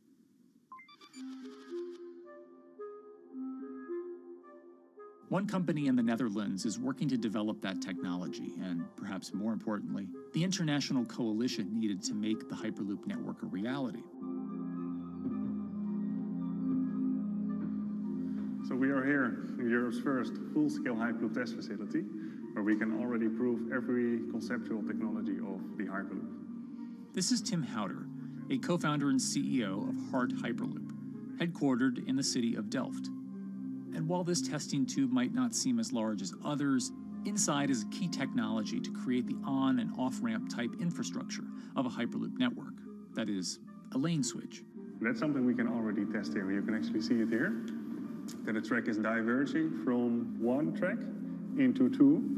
That makes it possible to eventually split up the Hyperloop track in two sections. And in that sense, you can create a complete Hyperloop network. That in the end will make it possible to travel, for example, over a whole continent. Take Europe, for example, with the same ease as you can now travel with a metro in a city. The nice thing about this magnetic levitation system that we've developed is that there's absolutely zero moving components in the track. So for example, if you have to do a lane switch, all you do is that the tube basically splits up, and statically the tracks also split up. And whenever the vehicle enters a switch, it either pulls itself to the right with its magnets, or it pulls itself to the left with its magnets.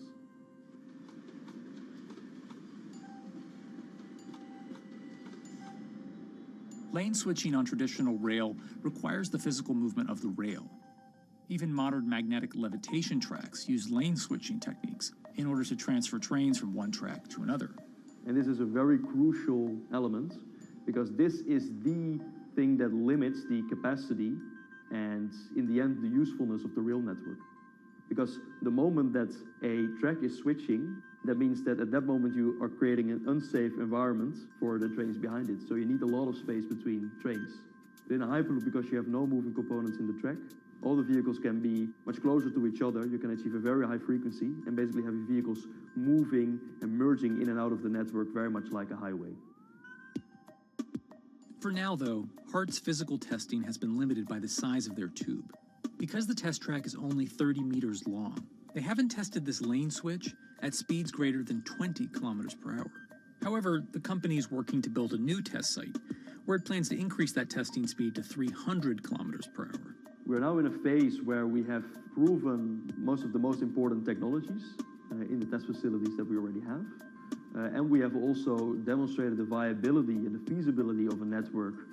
If you look at all the subsystems that it consists of, most of those are proven systems, already demonstrated in lab conditions. So we don't really believe that the technology itself is going to be the biggest challenge. Because for all Hyperloop companies out there, actually building a Hyperloop system requires more than just a good product. we're talking about the safety aspects, we're talking about integration into the environment, we're talking about the social aspects. Do people feel comfortable traveling in such a system? So it's about all these different aspects, and the complexity is really getting all the different stakeholders that are relevant and that do need to contribute to bring this to market, to get them all following the same roadmap.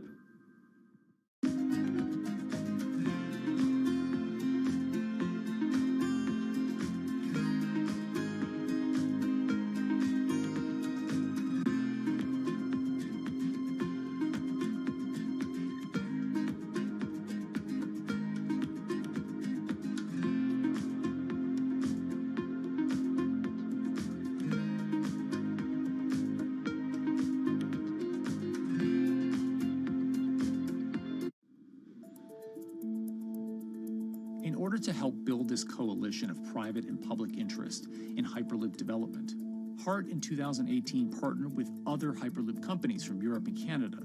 The goal was to define, establish, and standardize the framework to regulate Hyperloop systems.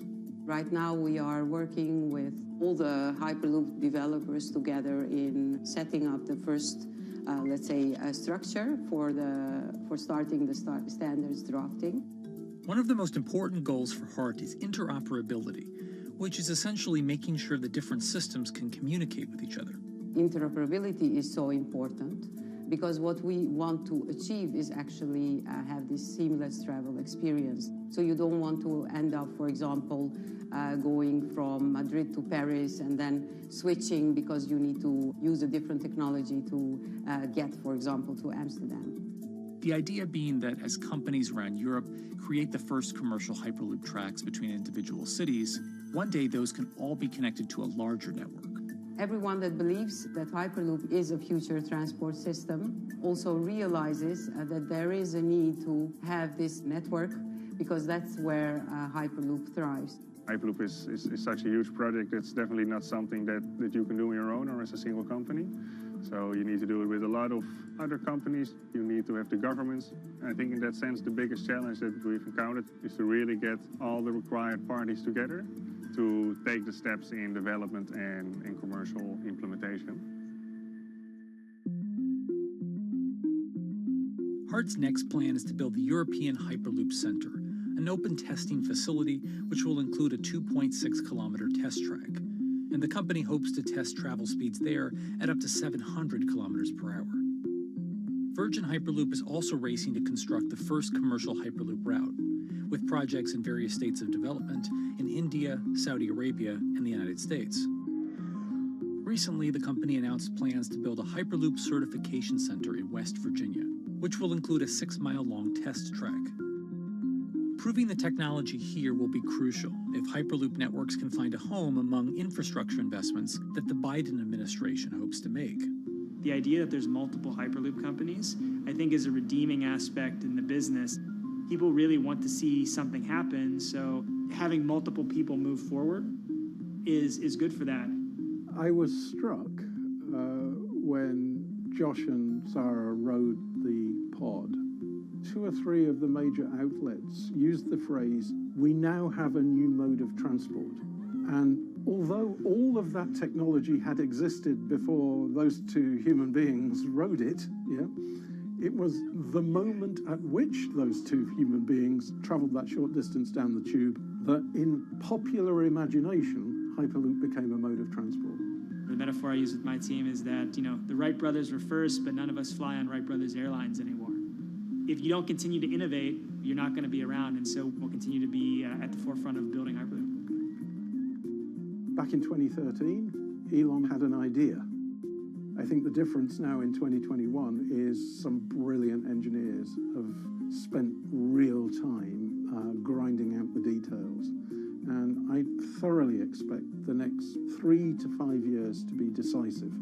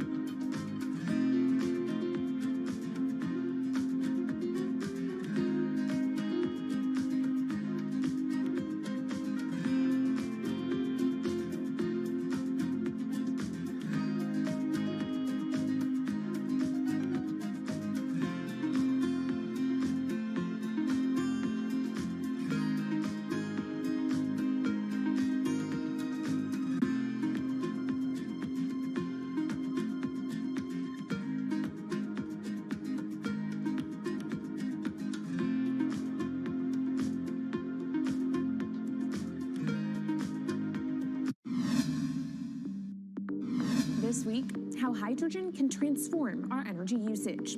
We'll look at why the universe's most abundant element could be a game changer in the climate revolution. Hydrogen technologies are not new. They are used in other sectors. We use them in space, on our rockets, and we don't need the laws of physics to change to be able to use hydrogen on our planes.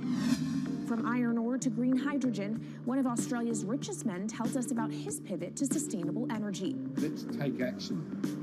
It's practical, it's implementable. Let's do it now. Plus, the hydrogen revolution. We'll speak with the CEO of Italian utilities firm Snam about his new book and how green hydrogen could be competitive within 5 years. Costs are coming down and people are waking up to the fact that it's the only way to decarbonize certain sectors. From Bloomberg's global headquarters in New York, I'm Kaylee Lyons, and this is Bloomberg Green.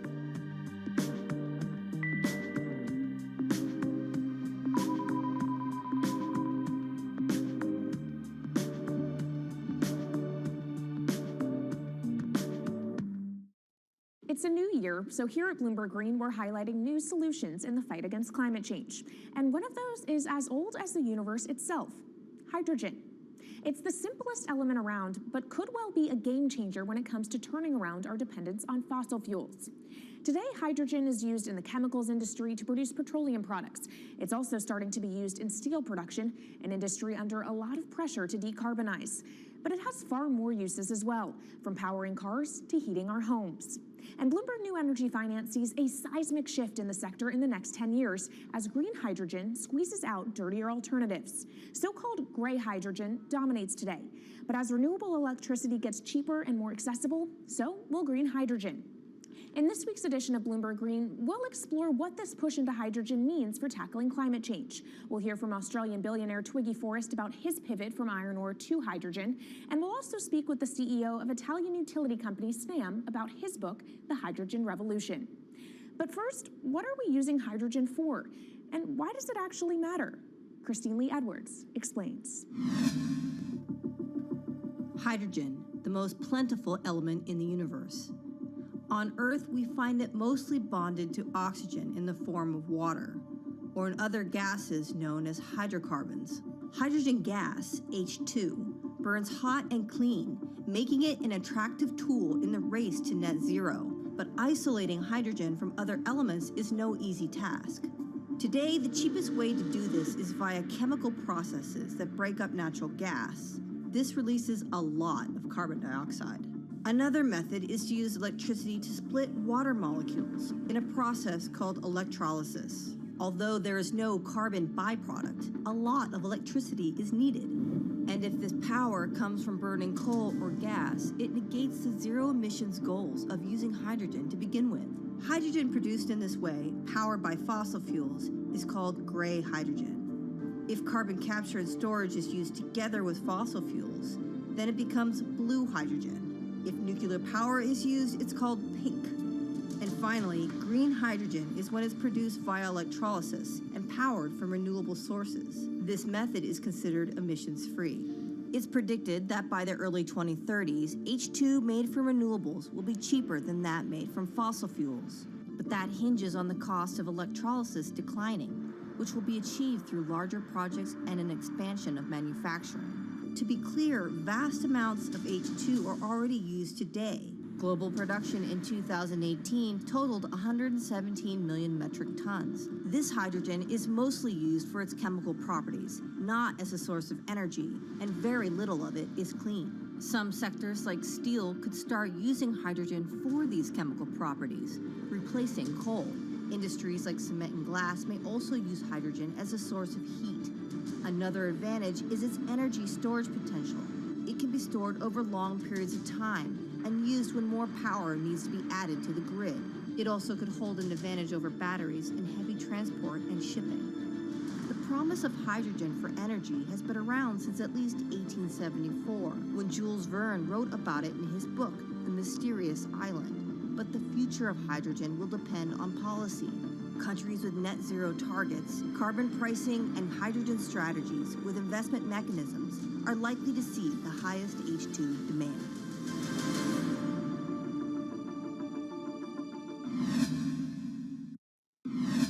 Bloomberg's Christine Lee Edwards explaining what hydrogen means for the energy transition. But how are businesses approaching the sector? Well, one of Australia's richest men is making a big play into hydrogen.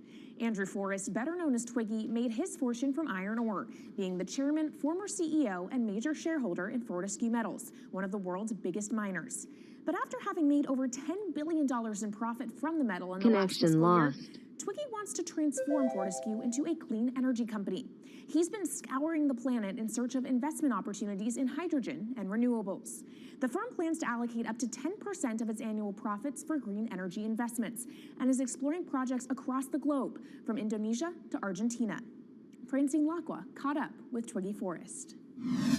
There's only one type of clean hydrogen, all the rest is dirty. Yeah. That is green. If you just say green hydrogen is clean, the rest is dirty, then you've actually nailed it. And, you know, anyone else who produces any other rubbish, any other argument, just look them there and say, why is global warming accelerating if anything you're saying is true?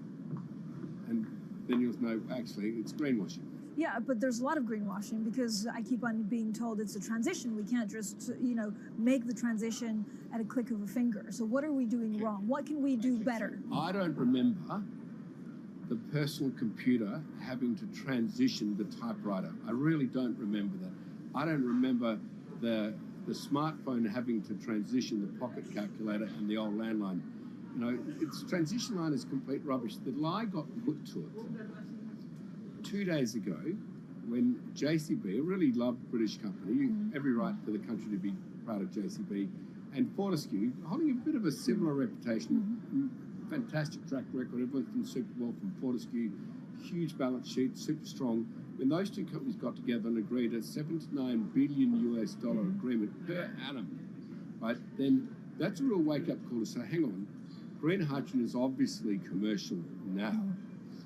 You know, every other form of fossil fuel hydrogen, you know, it can compete with it on price, it can probably lose on price, but what we know, it is cooking the planet. And only green hydrogen, zero methane, zero carbon in the supply chain. Don't worry about the molecules in the supply chain. But at the moment, we're not even phasing out coal, if you look at the G20 communique. So we have a long way to go to talk about only using green hydrogen. Yeah, so look, I have a call, which I'd like to make now, that the world should not fund any more coal-fired power stations, coal mining projects, ever. We should wind them down as quickly as possible because they are cooking the planet just like grey and blue hydrogen is cooking the planet. Yeah. You know, hydrogen, which is not made from renewable electricity, is releasing 10 to 16 times more carbon, let alone the methane, which is worse, than it is hydrogen. So we've just got to stop doing things which are self-harming under the guise of greenwashing. So why are leaders so slow? Even if you look at the appetite for ESG investments, they're growing exponentially, so are emissions. So where are we allocating capital? Okay, so take the recent G20. There's probably a reason why there wasn't strong action coming out of the G20 because people were not aware that major transactions between large companies were taking place now on green hydrogen, that actually this pollution-free all the way through the supply chain fuel was now being transacted at multi-billion-dollar scale. If they'd known that, I don't believe any sovereign leader or any energy minister or climate change minister could not take ultra seriously that green hydrogen is now here to stay. It's broken through. History has been made. It will never go back. Okay, what is the one thing that you would tell leaders today and business leaders? How do we transition faster than what we are now because we're at real risk of missing our targets? Oh, so that's really simple. You stop funding, you stop subsidizing, you stop using money into fossil fuels. It could be carbon sequestration, it could be fuel rebates, could be anything. Hundreds of billions of dollars getting ashed while we ash the planet on fossil fuel subsidies. Because we haven't had that renewable electricity, we haven't had that green hydrogen, we've kind of been pushed down. It's all sorts of excuses. Oh, it'll never be commercial, it'll never be supplied in the quantities we need it, you know, blah, blah, blah. Now we know, let's take action. It's practical, it's implementable, let's do it now. Okay, if we do it now, is there going to be a shock to the energy system? Is there going to be a shock actually to economically? And is it worth, not talking about transition, just going from A to B? Yeah, it's a fantastic question. A to B is the solution. Let fossil fuels do what fossil fuels do.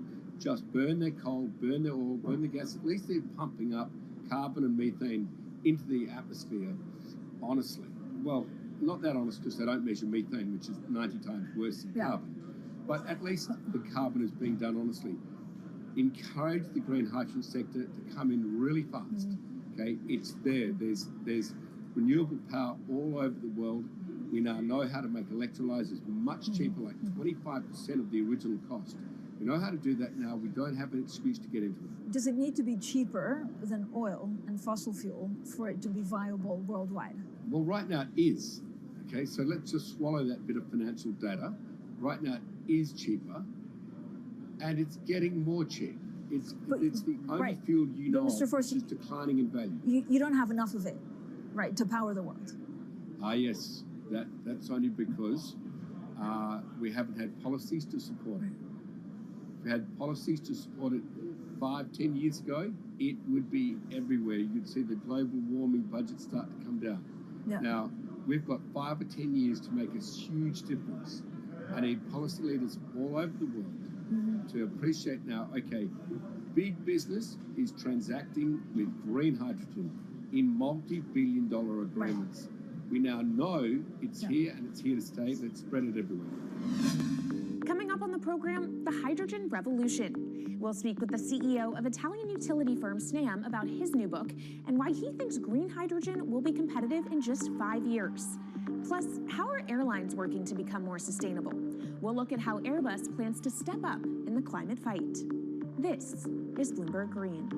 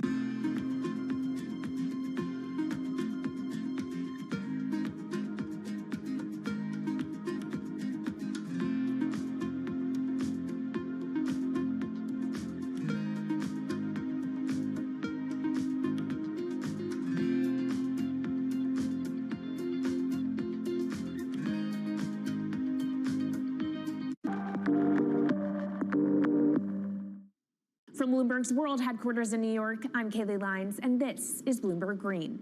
What will the world look like in 2050? Will global temperatures have stabilized, electric vehicles be abundant, and solar and wind power homes around the world? According to Marco Alvera, the CEO of Italian energy company Snam, that vision of the future could be a reality. And he says that hydrogen will pave its way. As he tells it in his new book, The Hydrogen Revolution, Alvera's moment of reckoning came in November 2018 when he tasked the Snam Scenarios team with studying how Europe could reduce its CO2 emissions to zero by 2050. Looking through the results of the study, Alvera said he was struck by how much hydrogen was in Europe's energy mix by that year. Beyond the abundance of hydrogen, the SNAM model also predicted that it would be the cheapest form of decarbonized energy for many sectors, and that it could be cheaper than today's prices for oil, coal, and nuclear power. Our Maria Tadeo spoke with Alvera at COP26.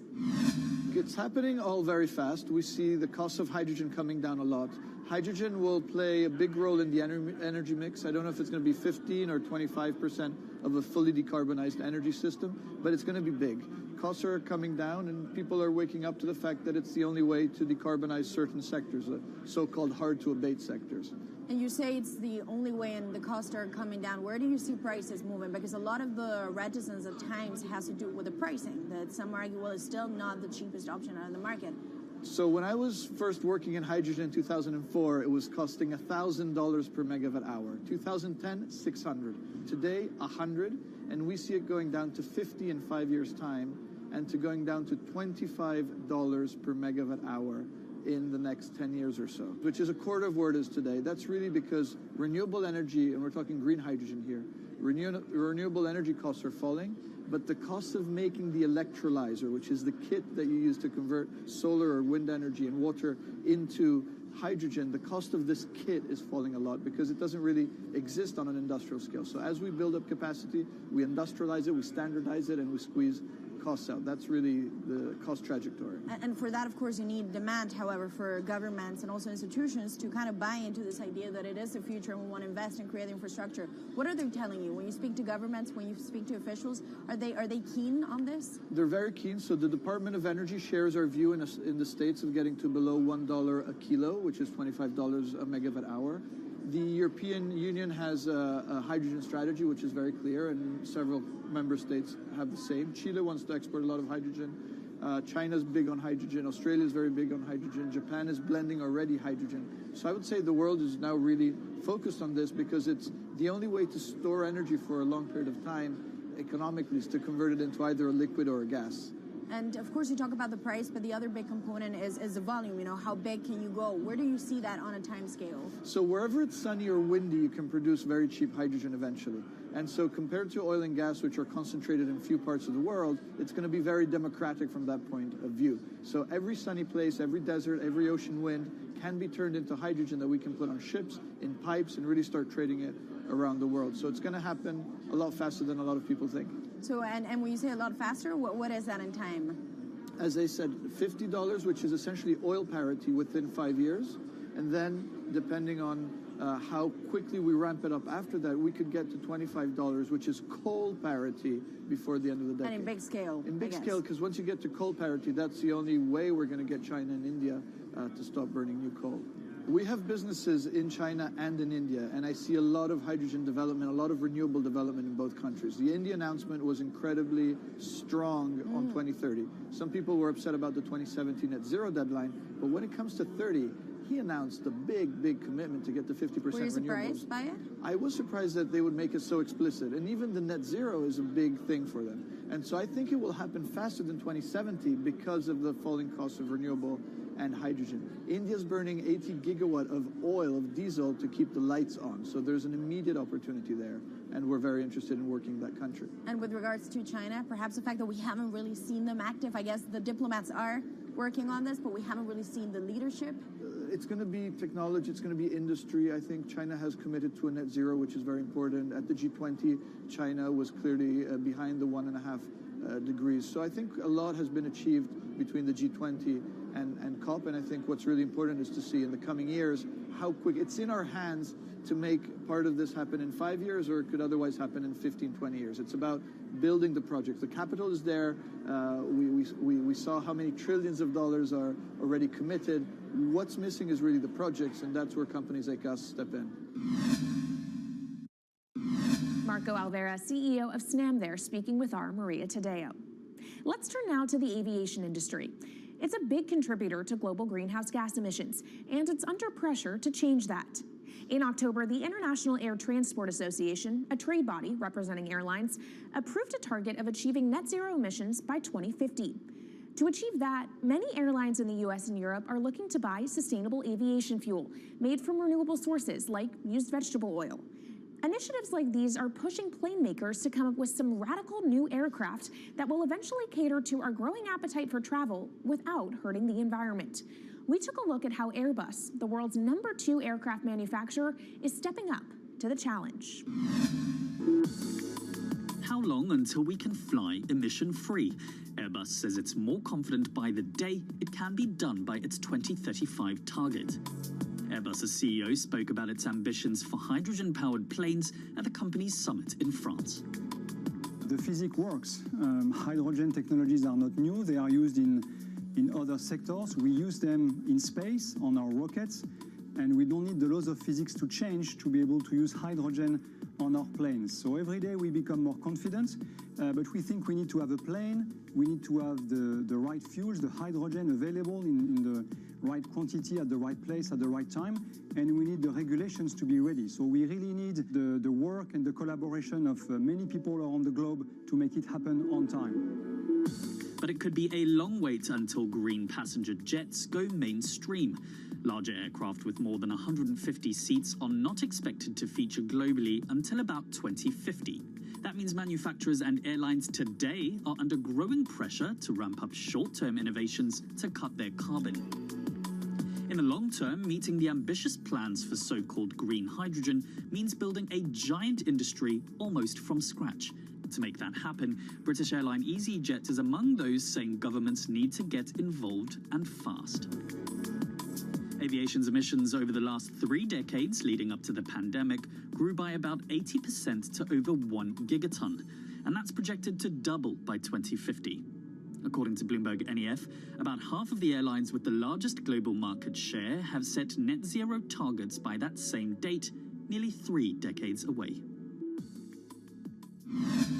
Coming up, from blue sky projects to the bottom line, we'll speak with our Bloomberg NEF expert Meredith Annex and dig into their models about how hydrogen fits into the future energy mix.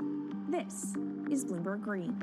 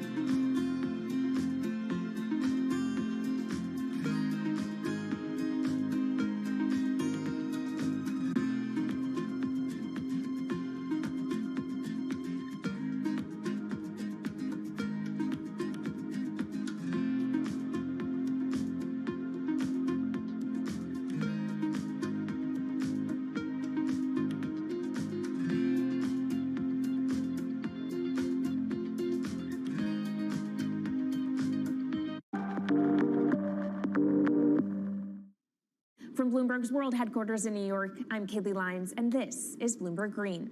Now let's bring in Meredith Annex, our Bloomberg NEF hydrogen specialist, to talk more about how hydrogen could change the energy landscape. So Meredith, what place do you think hydrogen is likely to have in the future energy mix globally? Hydrogen's this incredible solution for us as we look to decarbonize because it's a perfect solution in areas that are hard to electrify. So where we like to think about hydrogen playing a role, it's in things like heavy industry, especially where you need a feedstock as well as energy source. and in things like dispatchable power, long-haul transport, maybe even shipping and aviation. That sounds great that it can be used for such diverse industries. At the end of the day, though, how much is this going to cost? Well, that's the amazing thing about hydrogen, because depending on how you make it, it can actually see significant cost declines in the future.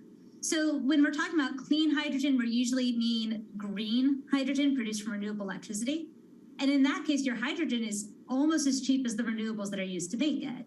So if you're in a place with really good renewable resources, you'll be able to have cheaper hydrogen. But even in places with less good resources, we think that hydrogen can be cheaper than $1 per kilogram, which is the price of unabated hydrogen today, and around $8 per million BTUs for those who prefer to think in energy units. And that can be achieved anywhere in the world by 2050, we believe. All right, so let's talk about kind of the pros and cons list. I don't know where cost fits into that, but what are the advantages to hydrogen over other renewables, and then what are the drawbacks? Yeah, main advantage is the fact that hydrogen can serve roles that electrons struggle with.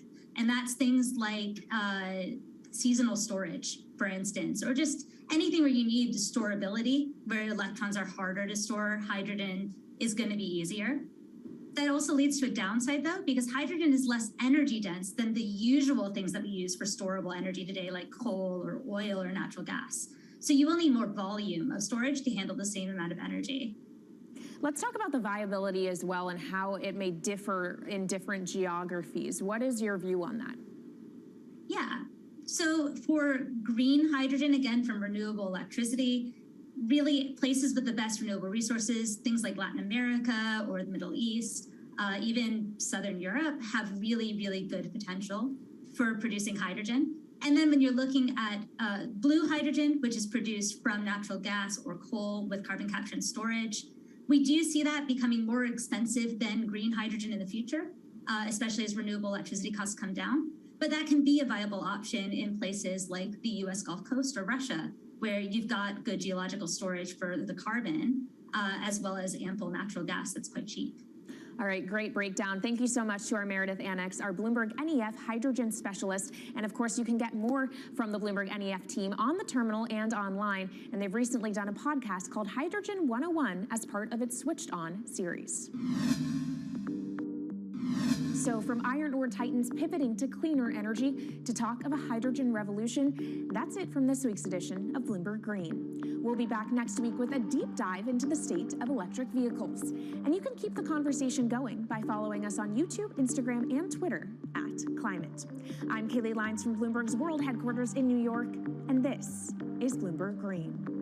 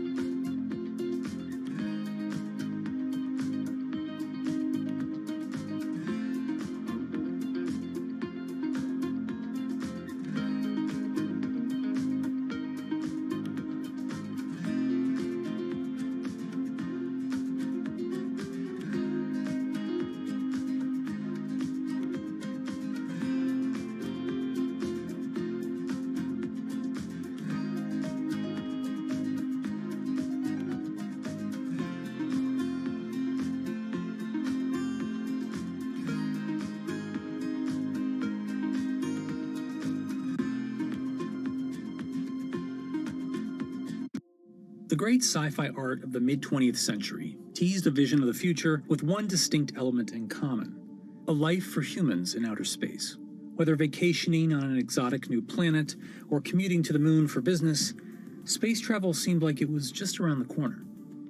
Yet here we are, a half-century later, and only about 500 human beings have